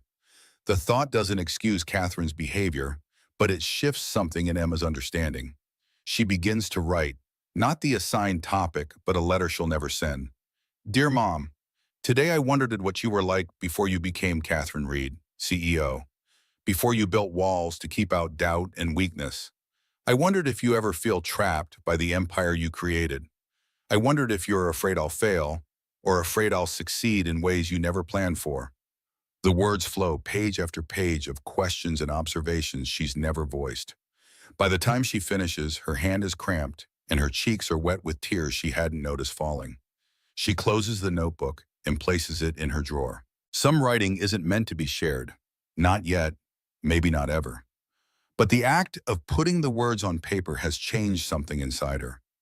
Rearranged molecules of understanding into a new pattern. Downstairs, a door closes. Catherine's heels click across the marble foyer, heading toward the staircase. Emma quickly wipes her eyes, not ready for another confrontation. But the footsteps pause outside her door. Emma holds her breath, waiting for the knock, the demand for conversation on Catherine's terms. Instead, there's just silence. Then the softer sound of stocking feet as Catherine removes her heels. The footsteps move away toward the master suite at the opposite end of the hall. Emma releases her breath, feeling a strange mix of relief and disappointment. Another conversation avoided, another chance for a connection missed. In her own room, Catherine Reed stands before her closet mirror, removing the armor of her day. Earrings, blazer, the perfect mask of confidence she wears like a second skin. She studies her reflection, noting the fine lines appearing around her eyes, the slight softening of her jaw despite rigorous exercise and careful diet. Time passes, even for those determined to control every variable. She opens her bottom desk drawer, pushing aside files to reveal what lies beneath. The colorful alphabet charts, the text-to-speech device, the large print novels hidden from view. Remnants of her own battles with dyslexia, the secret struggle behind the perfect facade. Catherine runs her fingers over the worn edges of a phonics workbook, remembering the humiliation of being the smart girl who couldn't read properly, who had to work twice as hard to achieve what came easily to others. If she chooses him, Catherine whispers to her reflection, maybe it's because I never gave her a choice. The words hang in the empty room, an admission she would never make in daylight, with witnesses. The glass wall of her office reflects a woman unbreakable in business, but fragile in the one place that matters most. Home. The old library has transformed over the past month. What began as a dusty, forgotten space now pulses with creative energy. Student artwork, mostly Zoe's stark black and white photographs, hangs from fishing lines strung between bookshelves. Maya's Start at Zero Circle logo has been painted on the wall in bold strokes of green and white. Mismatched chairs form a permanent circle around tables pushed together to create a communal workspace. It's no longer just a meeting place, it's become a sanctuary. Emma arrives early as usual, only to find Tyler already there, hood pushed back for once, hunched over a notebook filled with dense, tiny writing. Morning, she says, sliding into her usual seat. Tyler startles, then relaxes when he sees it's her. Hey, I've been here since 6. Couldn't sleep? He shakes his head. Dad and his girlfriend fighting again. Our apartment's like the size of your bathroom, probably. Nowhere to escape the noise. The old Emma would have been uncomfortable with this glimpse into someone else's difficulties. The new Emma sets down her bag and asks, "Want to talk about it or just write?" "Just write," Tyler says, returning to his notebook. Caleb says writing is how we organize chaos. Emma nods, pulling out her own green notebook. The cover is properly worn now, the spine cracked, pages dog-eared. Evidence of use, evidence of growth. Priya arrives next, then Marcus and Zoe, and finally Josh, whose presence still surprises Emma, though he's been coming for 2 weeks now, ever since his English grade dropped low enough to threaten his athletic eligibility. "Janitor man here yet?" Josh asks, dropping his backpack on the floor. He still hasn't fully embraced the group's ethos, clinging to sarcasm like a life vest. "His name is Caleb," Maya says, appearing suddenly in the doorway. She carries her sketchbook and a worried expression. "And he's not coming today." The group exchanges glances. Caleb has never missed a session. "Is he sick?" Priya asks. Maya shakes her head, entering the room slowly. "Principal Horwitz called him to his office this morning. Dad told me to come here anyway." She hesitates. He seemed upset. A cold feeling settles in Emma's stomach. She remembers her mother at the board meeting, the way Catherine had dismissed Caleb as unqualified despite his credentials. "Did he say what it was about?" Emma asks. "No, but..." Maya's voice drops. "I heard Horwitz on the phone yesterday when I was waiting for Dad to finish his shift. He was talking to someone about unauthorized teaching activities and liability concerns." The room falls silent as implications sink in. "They can't just shut us down," Marcus says finally. "We're not doing anything wrong." "We're not doing anything official either," Priya points out. "We never filed the club paperwork I drafted." Emma stands suddenly. "I'm going to find out what's happening." "I'll come with you," Priya says, rising. "We all will," Zoe adds, camera already around her neck, as if anticipating the need to document whatever comes next. They move as a group through the morning quiet halls, Maya in the center like something precious they're protecting. Students arriving early stare at their determined procession. The science nerd, the photographer, the basketball player, the shy freshman, the billionaire's daughter, and the janitor's kid, united by green notebooks and purpose. Outside the principal's office, they hear raised voices, or rather one raised voice. Horwitz sounds flustered, defensive. "The board has concerns, Mr. Hale, legitimate concerns about liability, about qualifications. I've shown you my credentials." Caleb's voice remains steady, but with an edge Emma hasn't heard before. 20 years teaching experience, a master's degree, published work. What's this really about? It's about protocols. You were hired as maintenance staff, not faculty. There are channels, procedures. "Procedures designed to maintain the status quo," Caleb interrupts. "These kids are writing, they're thinking critically, they're finding their voices. Isn't that what education should be about?" Emma moves closer to the frosted glass door, the others crowding behind her. Horwitz sighs audibly. "Look, I don't disagree with what you're doing, but my hands are tied. Certain board members have raised concerns." "Catherine Reed," Caleb says flatly. "This is her doing." Emma's breath catches. She feels the other's eyes on her, but keeps her focus on the conversation beyond the door. "I can't discuss individual board members' positions," Horwitz says carefully, "but the decision is final. You're suspended from all student interaction outside your maintenance duties, effective immediately. You'll retain your position as janitor provided there are no further incidents." Silence follows, heavy and charged. Then Caleb's voice, quieter now. "These kids need this space, need to be seen for who they are, not what their grades or social status or family names say they are. I'm sorry, Mr. Hale, I truly am. But this conversation is over. Please turn in your keys to the old library." Emma doesn't wait to hear more. She pushes the door open, the others right behind her. "You can't do this," she says, voice steadier than she feels. Horwitz and Caleb turn, surprise evident on both faces. Horwitz recovers first, professional mask sliding back into place. Miss Reed, this doesn't concern you. Please return to class. It absolutely concerns me, Emma counters. And all of us, you're shutting down the only place in this school where learning actually happens. Horwitz's expression hardens. That's an unfair characterization of our excellent faculty. Is it? Zoe steps forward, camera in hand. I was failing English before the zero circle. Now I'm writing photo essays that actually mean something. And I couldn't speak in class without having a panic attack. Tyler adds, voice small but determined. Now I read my stuff out loud. This isn't about your academic improvements, Horwitz says, clearly uncomfortable with the growing confrontation. It's about procedures, about qualified supervision. He is qualified, Priya interrupts, holding up her phone displaying Caleb's academic credentials she's apparently researched. More qualified than half the teachers here. Horwitz runs a hand through his thinning hair. Look, I understand you're upset, but my decision stands. Mr. Hale will return to his maintenance duties only, and the unauthorized use of the old library ends today. Maya pushes forward, standing directly in front of Horwitz, her small frame vibrating with emotion. My dad helps people.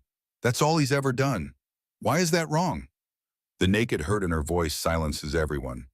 Horwitz has the decency to look ashamed, but doesn't waver. I'm sorry, young lady. The decision is final. Caleb moves to Maya's side, placing a hand on her shoulder. It's okay, sweetheart. To the group, he says, this isn't your battle to fight. Yes, it is, Emma insists. You taught us that. To stand for something that matters, even if we stand alone. A flicker of pride crosses Caleb's face, quickly masked. He turns to Horwitz one last time. I'll respect your decision, but these students deserve better than politics in power plays. He reaches into his pocket and places a set of keys on the desk. The library keys. The finality of the gesture hits Emma like a physical blow. Caleb turns to the group, his eyes meeting each of theirs in turn, landing lastly on Emma. Writing doesn't need applause, he says quietly. Keep writing. Then he's gone, walking away with Maya's hand in his shoulders straight despite the defeat. Emma wants to run after him, to demand he fight, to promise they'll fix this somehow.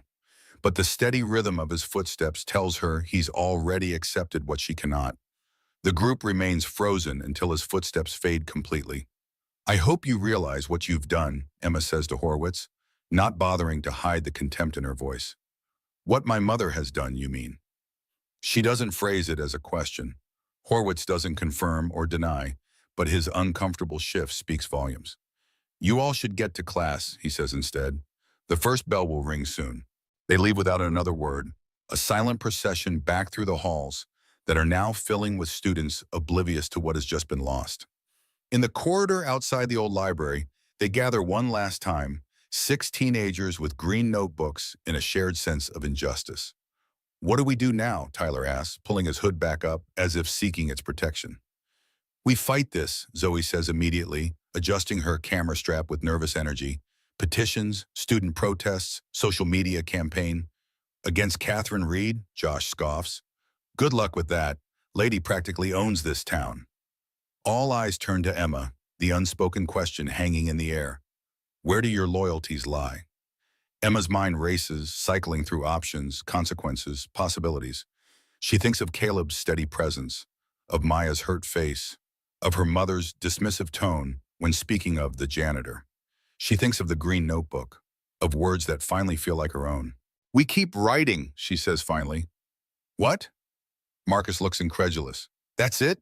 We just give up? Emma shakes her head. No, we keep writing like Caleb said. Just not here, not where they can shut us down again. My basement, Priya offers immediately. My parents work late.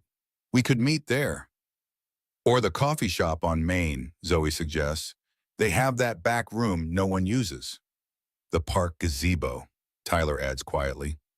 Emma nods, a plan forming. All of those, we rotate, stay mobile. They can take the space, but they can't take what we've learned. A new energy ripples through the group, the solidarity of shared rebellion. What about Caleb? Maya's voice cuts through their planning. She stands slightly apart, small and vulnerable without her father's protective presence. He'll lose his job if he helps us now. Reality crashes back.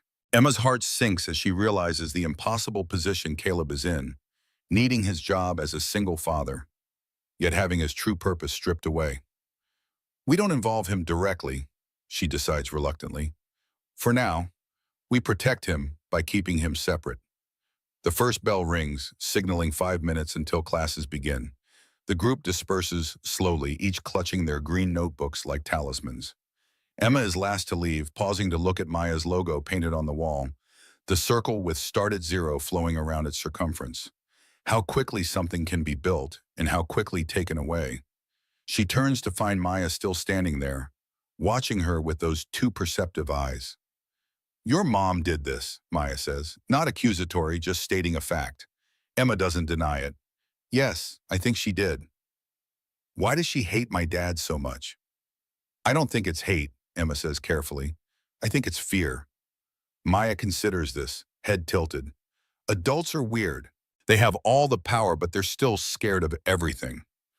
Emma feels a sudden rush of affection for this wise, strange child. "Hey, you're still welcome in our group, you know, even if your dad can't be there." Maya nods solemnly. "I know. Dad already said I should keep coming. He says it's important to finish what you start." The second bell rings. They really need to get to class now. "See you after school?" Emma asks. Priya's basement. "I'll bring cookies," Maya says with unexpected practicality. "Dad says food helps when people are sad." Emma watches her walk away, struck by how children sometimes navigate emotional terrain more honestly than adults ever manage to.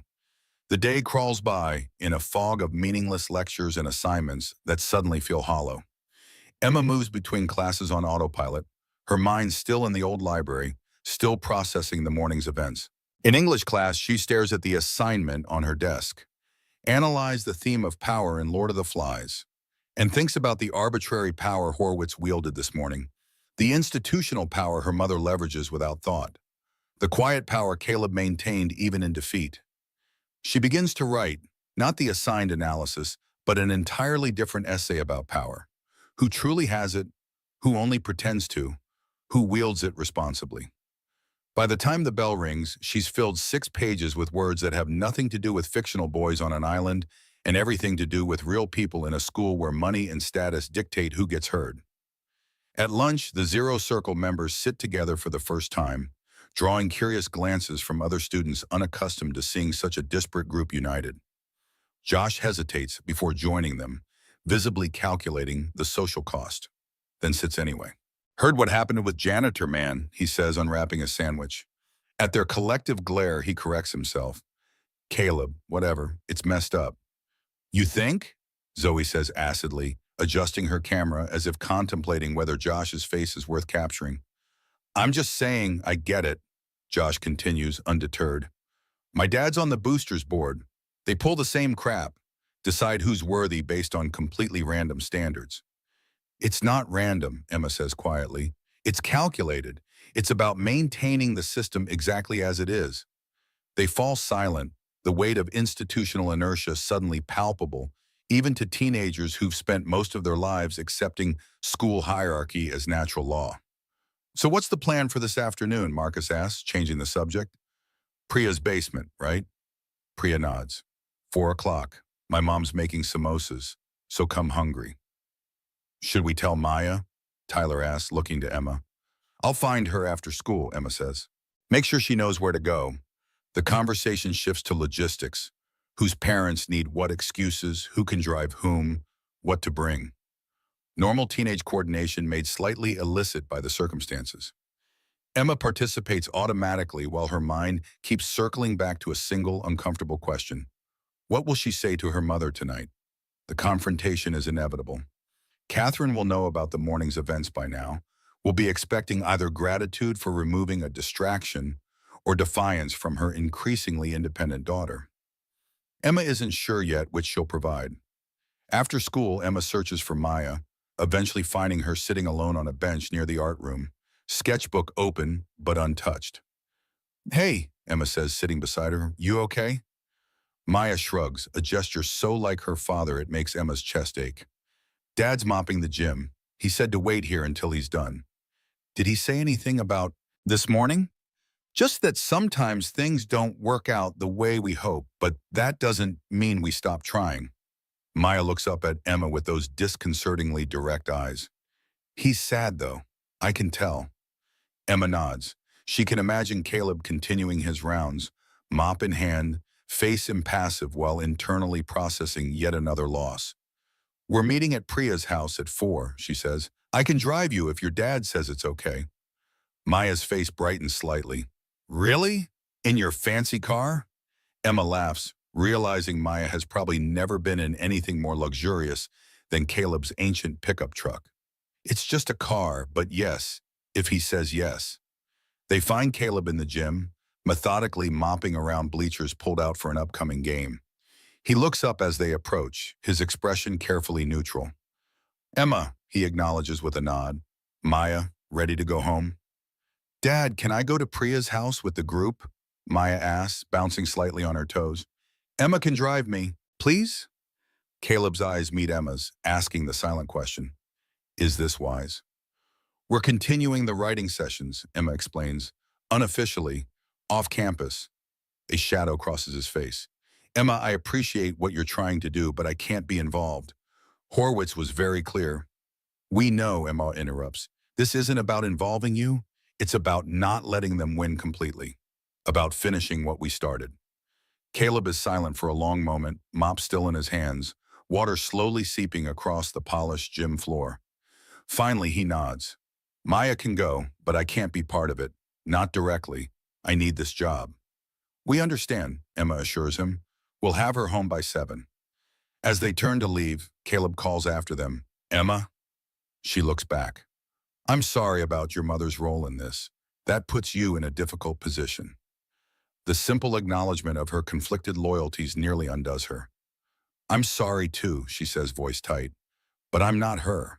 I want you to know that. A ghost of a smile touches his lips. I've known that for some time now. The group reconvenes at Priya's modest split-level home in a middle-class neighborhood miles from Emma's gated mansion. The basement has been hastily converted into a meeting space, folding chairs in a rough circle, a whiteboard propped against the wall, Priya's mother's samosas arranged on a tray alongside soda samosas and chips. Welcome to Zero Circle 2.0, Priya says as they settle in. Less atmospheric than the library, but my mom makes better snacks. There's awkward laughter, everyone feeling the absence of Caleb's steady presence, the anchor point around which they've organized themselves for weeks. So, who leads? Taylor asks, voicing the unspoken concern. All eyes turn to Emma, who immediately shakes her head. Not me. This was never about a single leader. It was about everyone finding their voice. But we need some structure, Marcus points out. Some direction. Why? Zoe challenges. Because we're trained to need authority figures? To need someone telling us what to write and how to think? No, because without some focus, we'll just sit here eating samosas and complaining about Horwitz, Josh says unexpectedly. Which, don't get me wrong, I'm down for. But I thought this was supposed to be about more than that. Emma is surprised to find herself agreeing with Josh. He's right. We need purpose, even without Caleb. So what was Caleb's purpose for us? Priya asks. What was he trying to help us discover? Our voices, Maya says simply, dipping a samosa in mint chutney. Dad always says everyone has a voice, but school teaches us to silence it and use the approved voice instead. The room falls quiet as they absorb the 9-year-old's perfect distillation of Caleb's philosophy. Okay, Emma says finally. So today we write about silencing. Times we've been silenced. Ways we silence ourselves. Systems that enforce silence. It's not as elegant as Caleb's prompts, but it's a start. Notebooks open, pens move across paper. The familiar scratch of writing fills the basement, and slowly the awkwardness dissipates as they fall into the rhythm they have established over weeks. When they read aloud, something has changed. Without Caleb's guiding presence, they're more hesitant, but also more direct with each other. Zoe questions a cliché in Marcus's piece. Josh offers an unexpected insight into Tyler's description of classroom anxiety. Priya suggests structural changes to Emma's increasingly political writing. They're becoming not just writers, but editors, critics, collaborators. The training wheels are off. By the time they finish, it's nearly 7. Emma gathers her things, nodding to Maya. Time to get you home. Can we stop for ice cream? Maya asks, the child in her momentarily overtaking the old soul. Dad always gets me ice cream when things are hard. Absolutely, Simmers agrees, touched by the simple request. As the group disperses with plans to meet again in 2 days at the park gazebo, Emma feels a strange mix of loss and possibility. Something has ended, yes, but something new is beginning too. Something they own completely, without institutional permission or constraints. The drive to the ice cream shop is quiet, Maya gazing out the window at neighborhoods far more affluent than her own, asking occasional questions about houses or cars that catch her eye. Why do some people have so much and others don't? She asks as they pull into the ice cream parlor's parking lot. Is it because they work harder? The question, innocent but profound, catches Emma off guard. A month ago, she might have said yes. Now she's not so sure. Sometimes, she says carefully, but often it's about advantages. Who your parents are, where you were born, opportunities you get that others don't. Maya considers this while licking her chocolate cone. So you didn't earn your fancy car? Emma laughs, surprised by the directness. No, I didn't. My mother bought it for me because she could. But she earned it? She built a company from nothing, Emma confirms. She worked incredibly hard. My dad works hard too, Maya points out, but we don't have a fancy car. The simple observation stings with truth. Emma has no ready answer that doesn't involve systemic inequalities too complex for a 9-year-old, or that she herself is only beginning to recognize. The world isn't always fair, she says finally, inadequately. Maya nods as if this confirms something she's long suspected. That's why Dad says we have to make our own meaning, because if we wait for the world to be fair, we'll wait forever. Emma stares at her ice cream, suddenly not hungry. Your dad is a very wise man. I know, Maya says simply. That's why it's so dumb they won't let him teach. He's the best teacher ever. By the time Emma drops Maya at the small apartment complex where she lives with Caleb, it's nearly 8. Caleb is waiting outside, sitting on the steps, his janitor uniform exchanged for worn jeans and a faded flannel shirt. He looks different outside school, more himself somehow, less defined by his role. Sorry we're late, Emma calls through the open window. Ice cream detour. Caleb smiles at Maya's chocolate-smeared face. I see that. Good choice. Maya runs to him, immediately launching into a detailed account of the basement meeting, the samosas, the writing prompt, Zoe's new photographs. Caleb listens with the focused attention he gives to everything, his eyes occasionally flicking to Emma still sitting in her car. When Maya pauses for breath, he sends her inside to wash up, then approaches Emma's window. Thank you for looking out for her, he says. She thinks the world of you, you know. Emma feels a flush of pleasure at this. She's amazing, smart and perceptive and kind. You've done an incredible job with her. She makes it easy. His eyes grow serious. Emma, about today, about your mother's involvement. Don't, Emma interrupts. You don't have to say it. I know what she did was wrong. Caleb shakes his head. That's not what I was going to say. I was going to say that you're in an impossible position, caught between loyalty to your mother and your own emerging principles. That's a heavy burden for anyone, especially at 17. The simple acknowledgement of her predicament, without judgment, without pressure to choose sides, brings unexpected tears to Emma's eyes. She blinks them back, unwilling to break down here in her luxury car outside Caleb's modest apartment. I have to talk to her tonight, Emma says. I don't even know what I'm going to say. The truth, as you understand it, Caleb suggests, that's all any of us can offer. Emma nods, grateful for the straightforward advice. I'll try.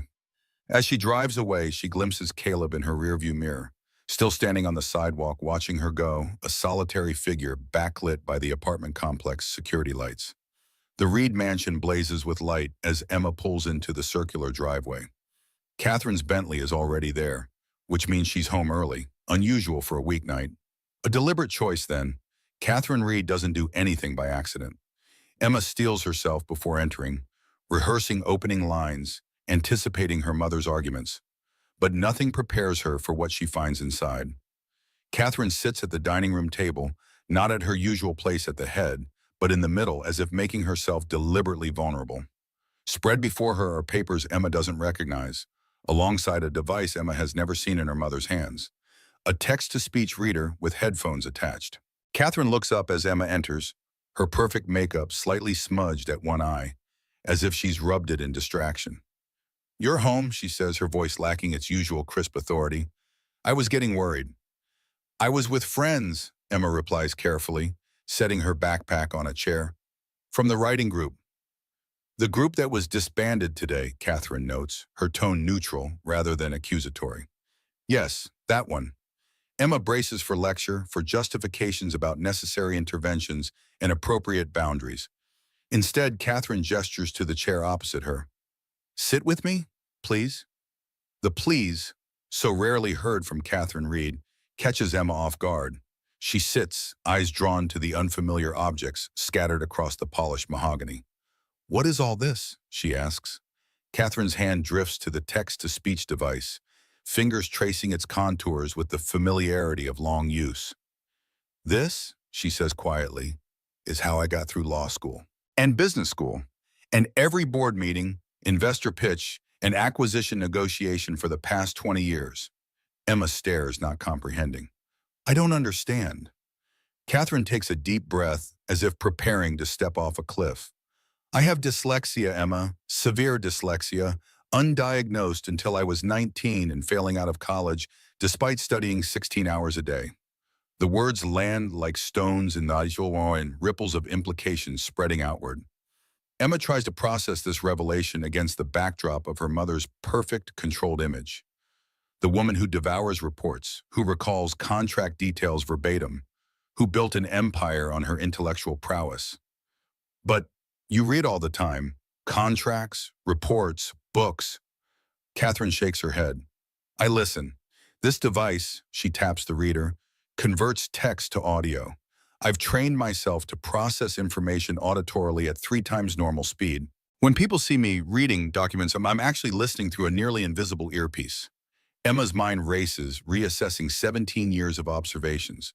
The way Catherine always had assistants prepare executive summaries, how she preferred phone calls to emails, how she sometimes confused similar-looking words in casual conversation, but never in formal settings where she'd have prepared. "Why didn't you ever tell me?" Emma asks, hurt mingling with bewilderment. Catherine's composure cracks slightly. "Because I was ashamed. Because I built my reputation on being the smartest person in every room. And this," she gestures to the assistive devices, "felt like admitting weakness, like fraud." "That's ridiculous," Emma says automatically. "Dyslexia doesn't make you less intelligent." "I know that intellectually," Catherine acknowledges. "But emotionally, I spent my childhood being called lazy, careless, not living up to my potential. By the time I was diagnosed, those wounds were deep." Emma struggles to reconcile this vulnerable admission with the mother she's known, the demanding perfectionist who never accepted excuses. "Is that why you've been so hard on me about school? Because you think I might have it too?" Catherine looks pained. "Partly, the condition can be hereditary. When you started struggling with reading comprehension, I recognized the patterns. But instead of supporting you, she falters. "I pushed you the way I was pushed. I thought making you tougher would prepare you." "Prepare me for what? For feeling like I was never good enough? Mission accomplished." The words come out sharper than Emma intends. Catherine flinches visibly. "I deserve that. I've handled this all wrong, Emma. I see that now."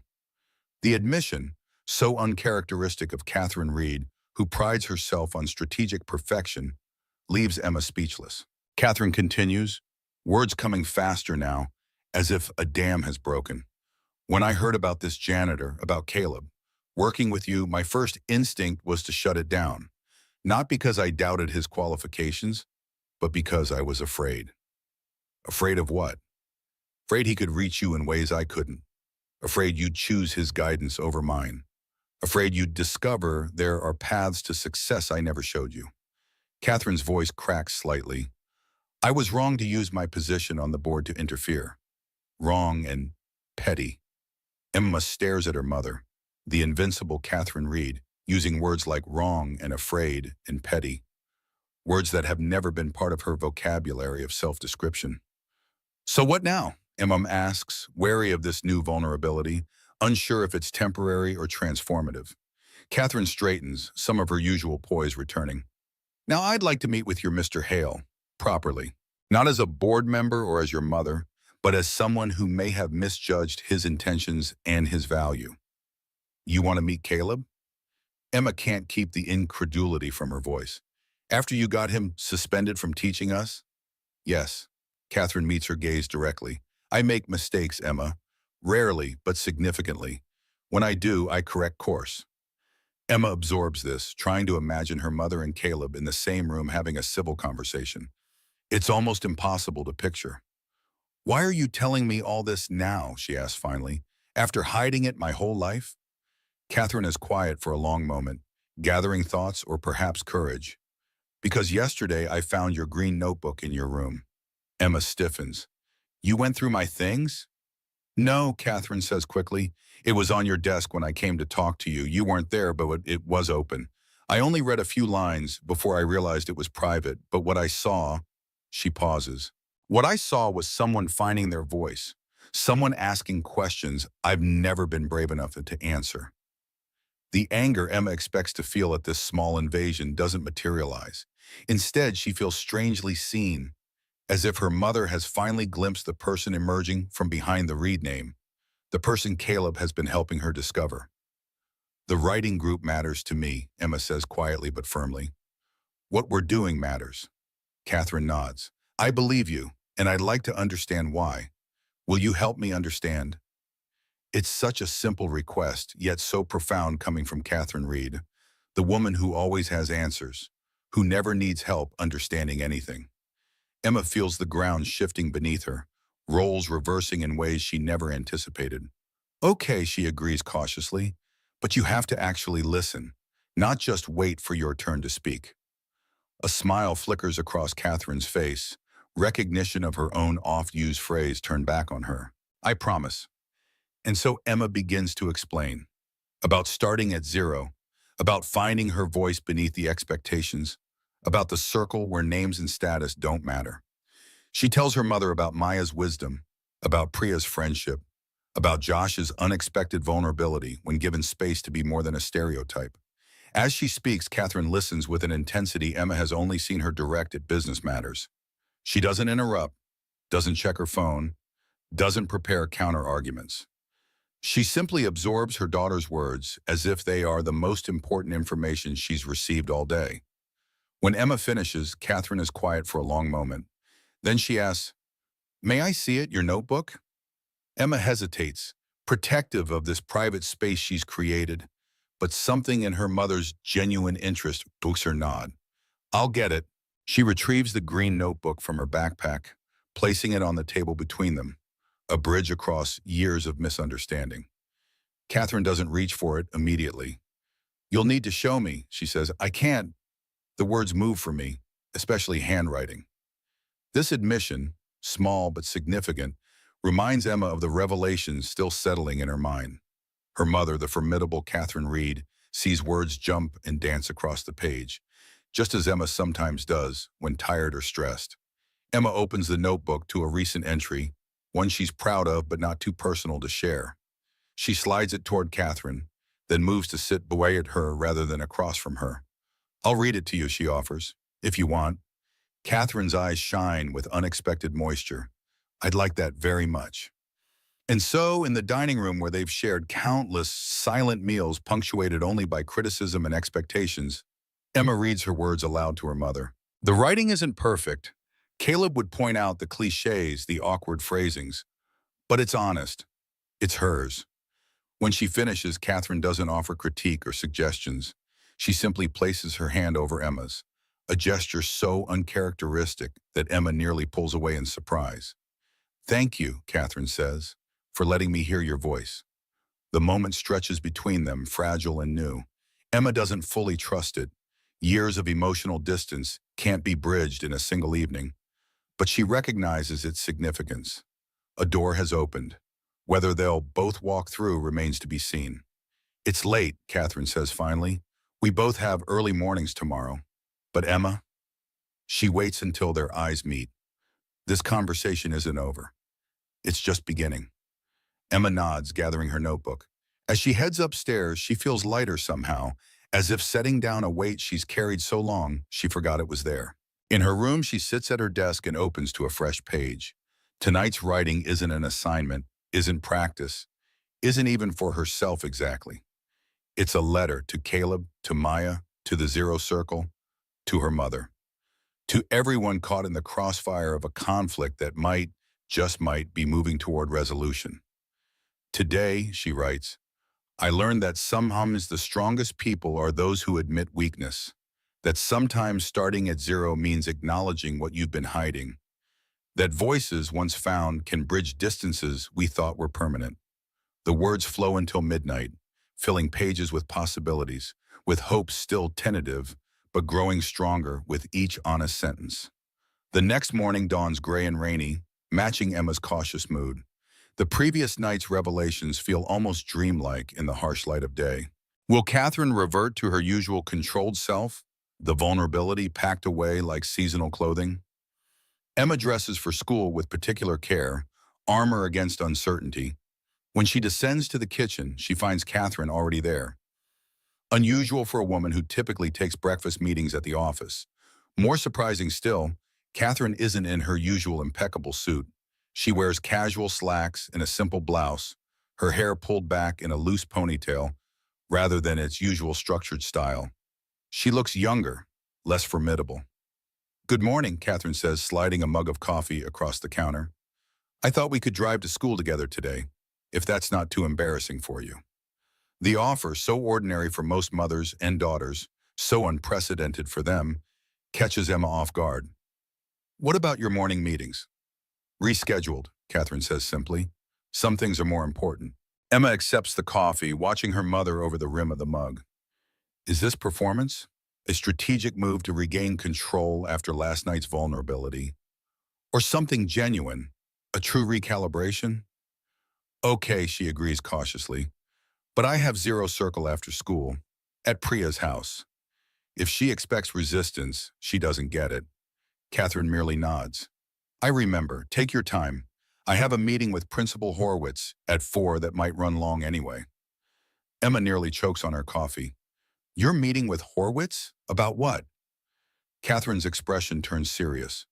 About correcting my mistake. About your Mr. Hale in the writing program. It's not just about Caleb, Emma feels compelled to clarify. It's about all of us. About having space to find our voices without judgment or grades. I understand that better now, Catherine says. And I'd like to help make that possible again. Properly this time, with administrative support. Emma studies her mother, looking for signs of the calculating CEO, the woman who fixes problems with money and influence rather than understanding. But what she sees is something new. Catherine Reed without her usual armor, trying to navigate unfamiliar emotional territory. Thank you, Emma says simply. The drive to school is quiet but not uncomfortable. As they pull into the parking lot, heads turn at the unusual sight of Catherine Reed's Bentley among the student vehicles. I meant to ask, Catherine says as they park, how is Maya doing with all this? Caleb's daughter? The question, showing concern for someone Catherine has never met, surprises Emma. She's okay, confused about why her dad can't teach anymore, but resilient. She's 9 going on 40. Catherine smiles slightly. I'd like to meet her too, if that's possible. And proper. I'll ask Caleb, Emma promises, not entirely sure how he'll receive such a request. As they exit the car, Emma spots Caleb across the lot, arriving for his morning shift. He notices them too, his stride faltering slightly at the unexpected sight of mother and daughter together. Catherine in casual clothes, Emma without her usual defensive posture. Catherine follows Emma's gaze. Is that him? Emma nods. Catherine straightens, professional instinct reasserting itself. I should introduce myself properly. Not as a board member or your mother, just as someone who may have misjudged. Now, Emma asks, alarmed at the prospect of this unplanned encounter. But Catherine is already moving forward, purpose in her stride. Emma hurries after her, caught between wanting to protect Caleb from further confrontation and curiosity about what her mother might say. Caleb sees them approaching and stops, waiting with the patient stillness that characterizes him. His face reveals nothing of his thoughts. "Mr. Hale," Catherine says, extending her hand as they reach him. "I believe we've never been properly introduced. I'm Catherine Reed." Caleb accepts the handshake, his expression neutral. "Ms. Reed, I know who you are." "Yes, I imagine you do." Catherine's voice holds none of its usual authority. "I owe you an apology for my role in yesterday's events.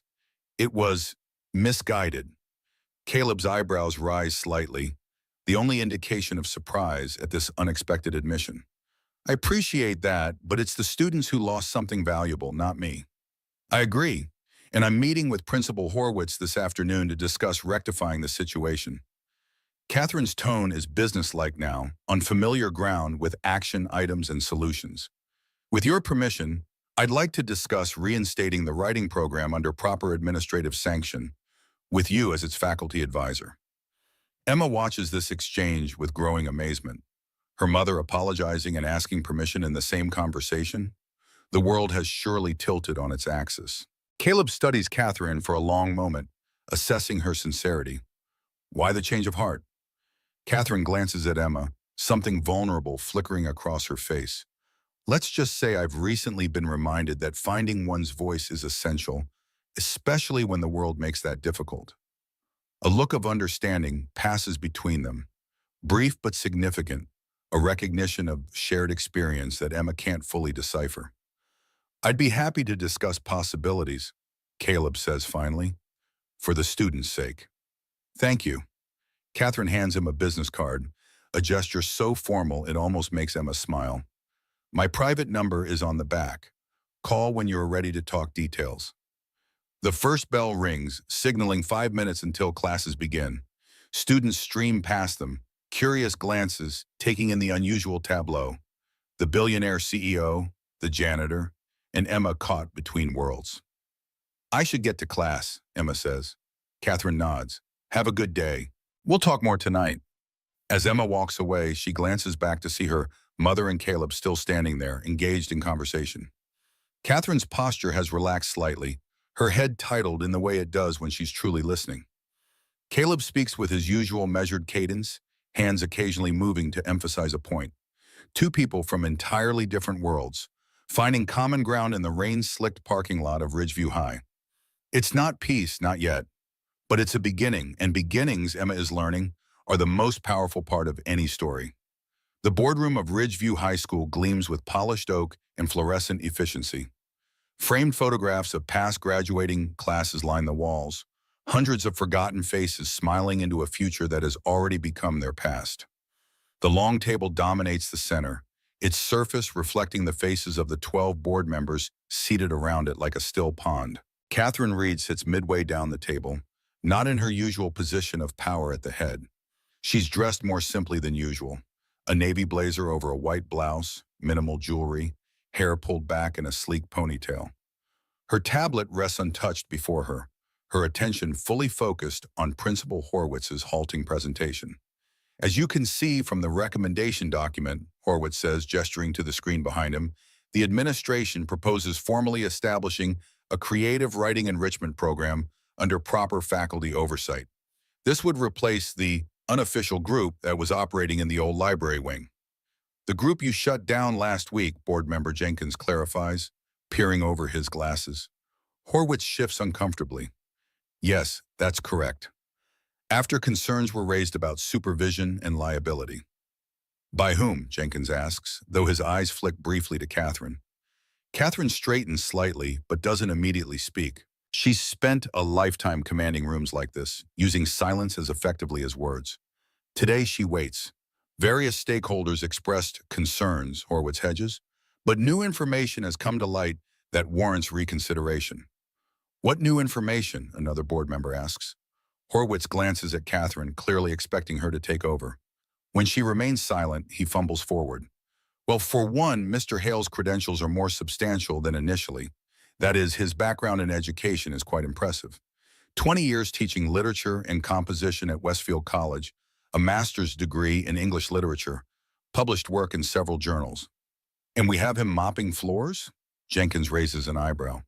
Budget constraints when he was hired, Horwitz explains. The maintenance position was all that was available. The room falls quiet as board members digest this information. Catherine uses the moment to observe them. The skeptics, the allies, the fence-sitters. She spent her career reading rooms like this, calculating leverage and advantage. Today feels different. Today she's advocating not for corporate interests or foundation priorities, but for something more personal.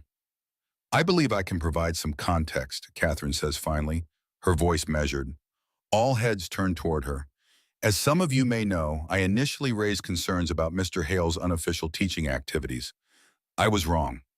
The admission, so uncharacteristic of Catherine Reed, creates a ripple of surprise around the table.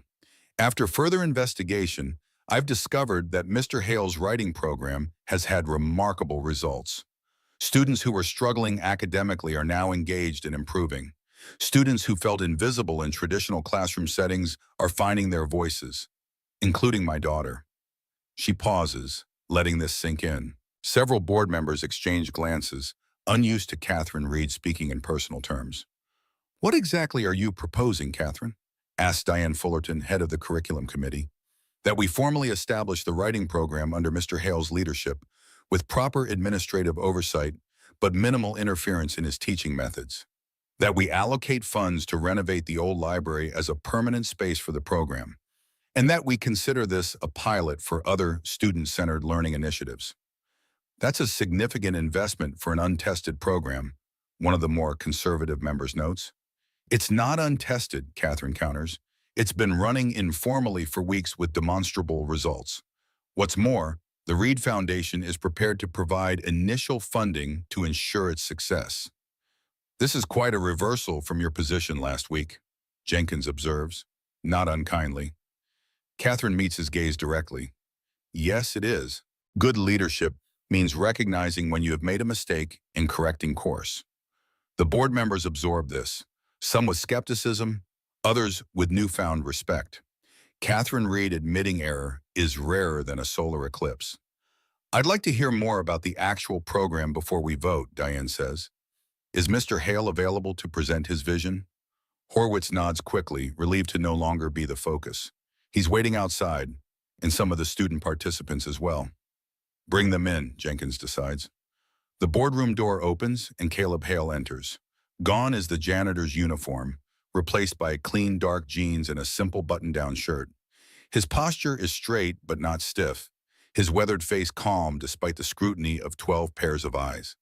Behind him come the students, Emma, Priya, Marcus, Zoe, Tyler, Deshaith, and Maya bringing up the rear, clutching her sketchbook like a shield. Mr. Hale, Jenkins greets him. The board would like to hear about this writing program of yours. What makes it different from our existing English curriculum? Caleb doesn't rush to answer. He takes the moment to gather his thoughts, a habit Emma has observed countless times during their sessions. Traditional English classes focus on analysis and assessment, he begins, his voice steady. Students read prescribed texts, write prescribed responses, receive prescribed grades. There's value in that structure, but it leaves gaps. Some students never find themselves in that process. He gestures to the students behind him. This program focuses on voice rather than evaluation, on authentic expression rather than mandated response. Students write from their own experience, in their own words, without fear of judgment or failure. That sounds rather unstructured, a board member comments. On the contrary, Caleb responds, it's highly structured, just not in conventional ways. We begin each session with a focused prompt designed to elicit honest response. We practice revision and peer critique. We study master writers to understand craft. But the fundamental difference is that students drive the process, not external requirements. And what tangible results have you seen? Diane asks. Before Caleb can answer, Emma steps forward. I went from failing English to a B+ on my last major essay, she says, but that's the least important change. The board members shift their attention to her, several clearly surprised to see Catherine Reed's daughter advocating for the program. The real change, Emma continues, is that I actually care about what I'm writing now. It's not just another assignment to get through. It's a way to understand myself and the world, to find my own voice apart from expectations and labels. For me, Priya adds, stepping up beside Emma, it's been about finding courage. I've always been the science girl, the one who gets perfect lab reports but freezes on creative's assignments.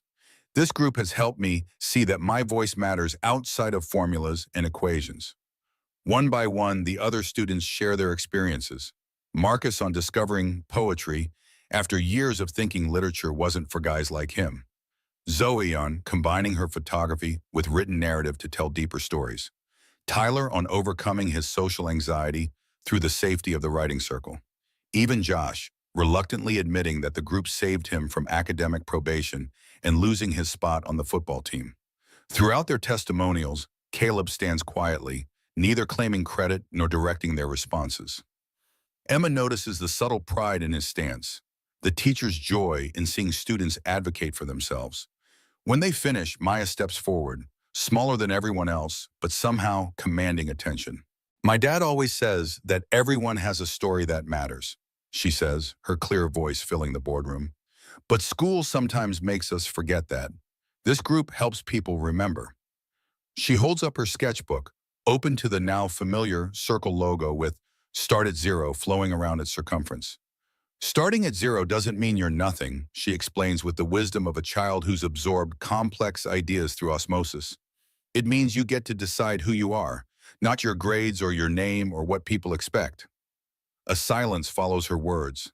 Something has shifted in the room, the skepticism giving way to consideration, the formality softening around the edges. Jenkins clears his throat. Thank you all for your perspective. The board needs to deliberate now. If you could wait outside. The students file out, Caleb bringing up the rear. As he reaches the door, Catherine calls after him. Mr. Hale? He turns. Whatever the board decides, thank you for what you've done for these students. For Emma. Something passes between them. Acknowledgement, perhaps, or the beginning of respect. Caleb nods once, then follows the students out. The deliberation is surprisingly brief. When the doors reopen 20 minutes later, Jenkins announces the decision. The board has voted to approve the establishment of the Creative Writing Enrichment Program, with Mr. Caleb Hale as faculty advisor, effective immediately. Furthermore, we've allocated funds for the renovation of the old library wing as a permanent home for the program, with additional funding generously provided by the Reed Foundation. The students erupt in cheers, Maya jumping up and down in excitement. Caleb accepts handshakes from board members with his characteristic quiet dignity. Catherine approaches him as the room begins to clear. Congratulations, Mr. Hale. Thank you for your support, he responds. It means a great deal to the students. And to you, she asks, with uncharacteristic directness.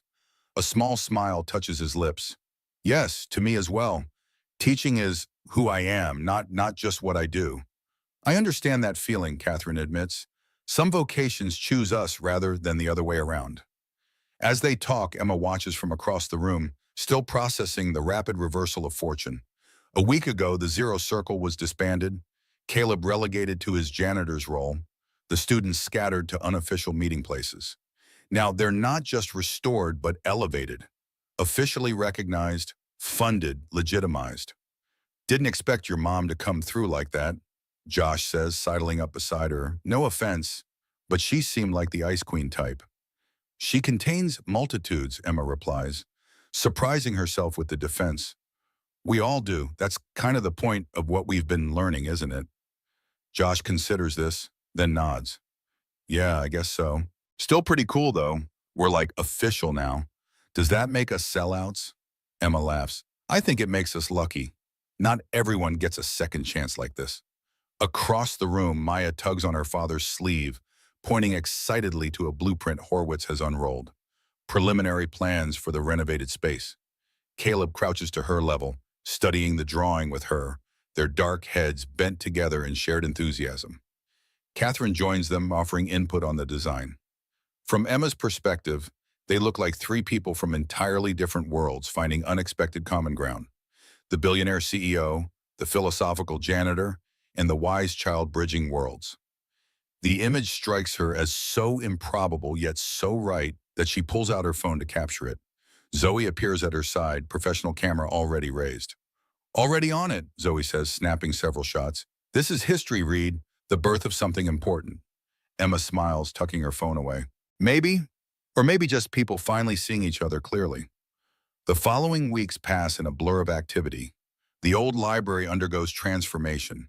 Fresh paint covering water stains. New carpeting replacing worn patches. Comfortable furniture arranged in conversational groupings rather than rigid rows. Maya's circle logo becomes an official emblem, painted on the wall in green and white, large enough to be seen from the doorway. The Zero Circle, now officially the Start at Zero Writing Collective, continues to meet daily, with additional students joining as word spreads. Caleb balances his ongoing maintenance duties with his new role as faculty advisor, the school unable to offer him a full teaching position mid-year, but promising to revisit the arrangement for the following term. Emma watches these changes with a mixture of pride and amazement. The satisfaction of seeing something you believe in validated and supported is entirely new to her, sweeter than any academic achievement or social triumph she's previously experienced. At home, things are evolving too. Catherine has begun joining Emma for dinner regularly, their conversation gradually shifting from perfunctory updates to genuine exchange. They're not close, not yet. Too many years of distance can't be bridged in a few weeks. But they're building something new from the rubble of old patterns. One evening, as they clear the dinner dishes together, another new development, Catherine Reed actually loading a dishwasher, Emma broaches the subject that's been on her mind. The winter showcase is next Friday, she says, rinsing a plate. The writing collective is presenting pieces we've been working on. There will be readings, some of Zoe's photographs, music that Marcus composed to accompany the words. Catherine places silverware in the dishwasher with methodical precision. That sounds impressive for a program so new. It's been brewing for a while, just underground. Emma hesitates. I'm reading a piece. I'd like you to come, if you want. The invitation hangs between them, weighted with significance. Catherine stops arranging dishes, turning to face her daughter. I wouldn't miss it, she says simply. Emma nods, throat suddenly tight with emotion she doesn't entirely understand. It's not perfect, my piece. It's still evolving. The best writing always is, Catherine replies. Then with a hint of self-deprecation, not that I'm an expert, but I've listened to enough books to know that much. This casual reference to her dyslexia, once a closely guarded secret, signals how much has changed. Catherine has begun speaking more openly about her condition, even mentioning it at a recent foundation event while announcing a new initiative for learning differences. Mom, Emma says carefully, have you ever thought about writing your own story? Not for publication or anything, just for yourself? Catherine looks startled. My story? About building the company despite dyslexia, about all the adaptations and workarounds you created. It might help other people with similar challenges. Catherine is quiet for a moment, considering. I suppose I've never thought of my condition as a story worth telling. Just an obstacle to overcome. Maybe the overcoming is the story, Emma suggests.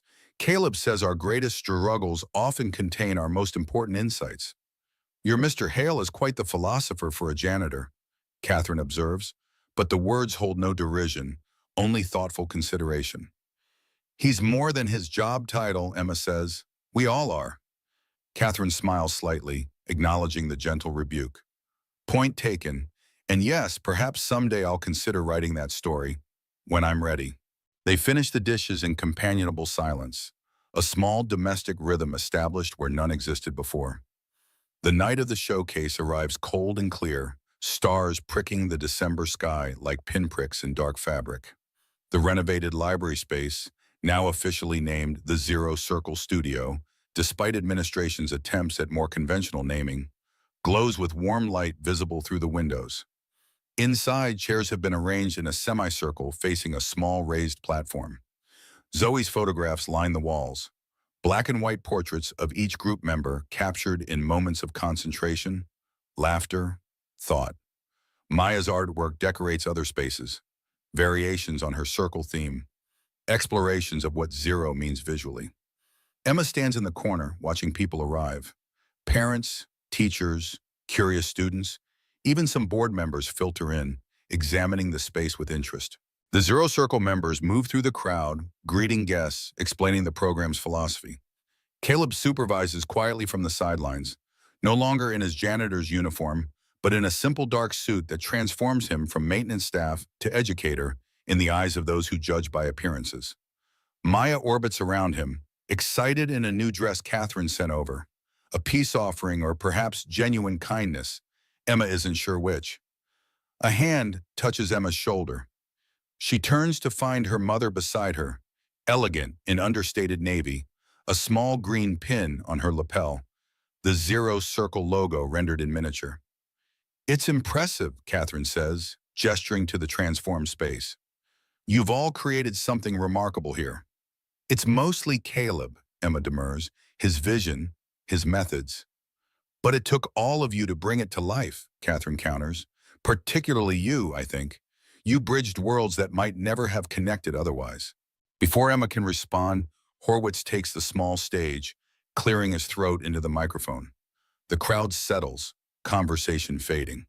"Welcome to the inaugural showcase of the Start at Zero Writing Collective," he announces, with the slightly over-enthusiastic tone of an administrator taking credit for something he initially opposed.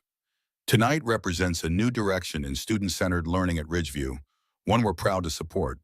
He continues with predictable platitudes about educational innovation and student potential before finally yielding the stage to Caleb, who steps up with characteristic quiet confidence.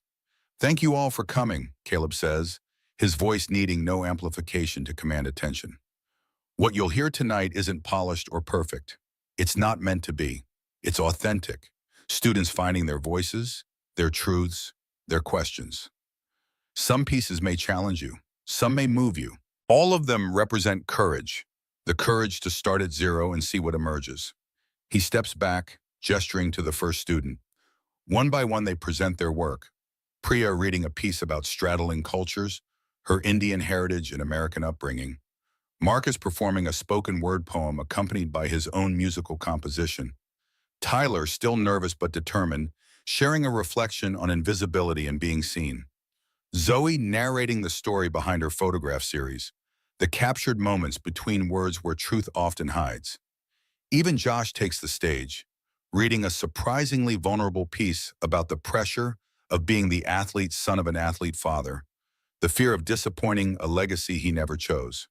Throughout, Emma waits, the folded pages of her own piece growing damp in her hands. She's last on the program, not by accident, but by design.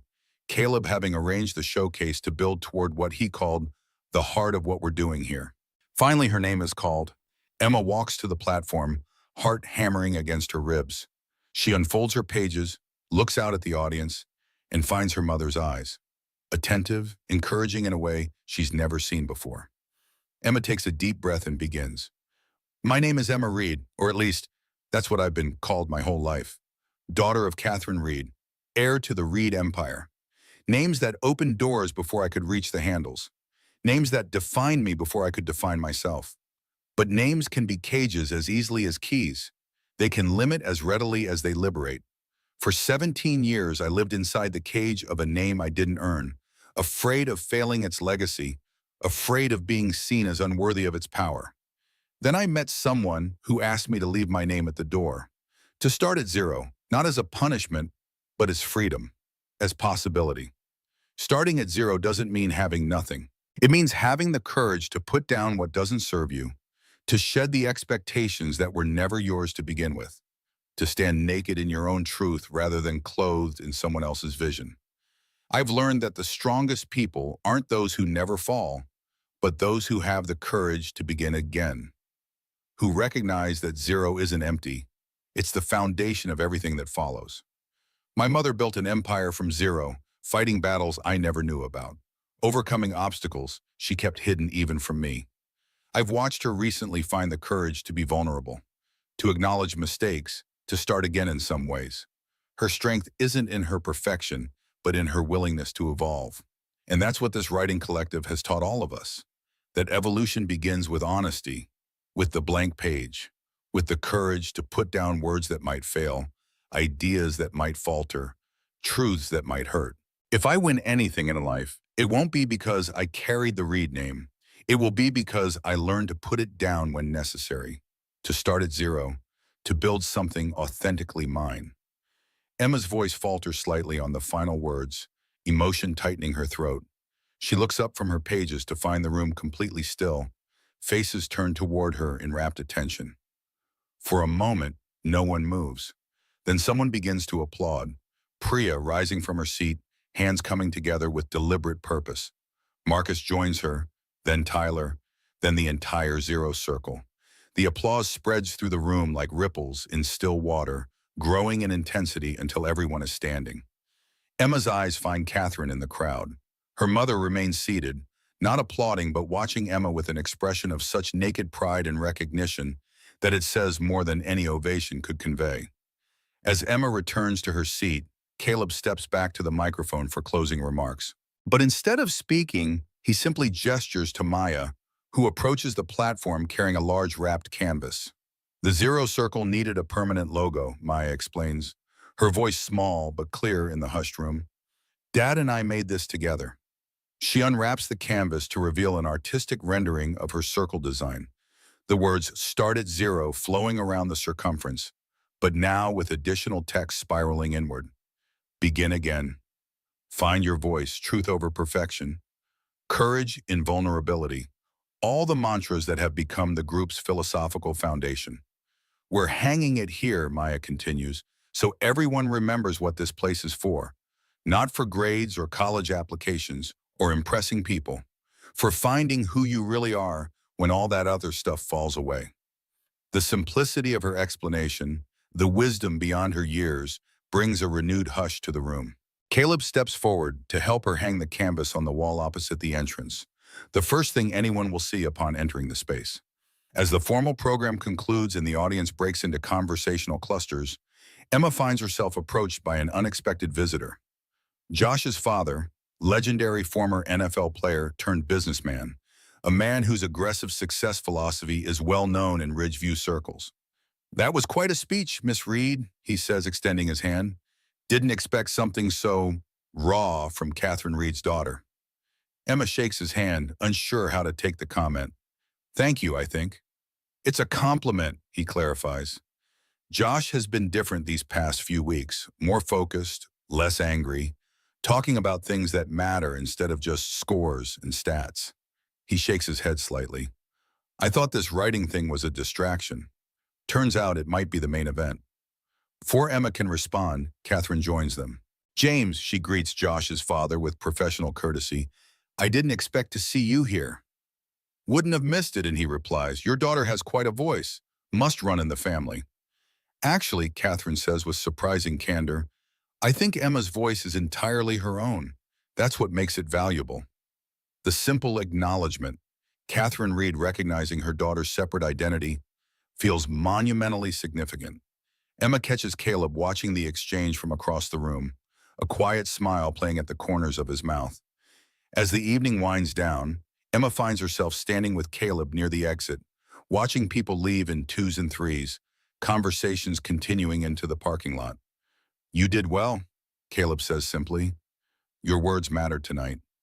"Because of you," Emma replies. "Because you taught us how to find them." Caleb shakes his head. "I just created the space. You did the work." Speaking of space, Emma gestures to the transformed library.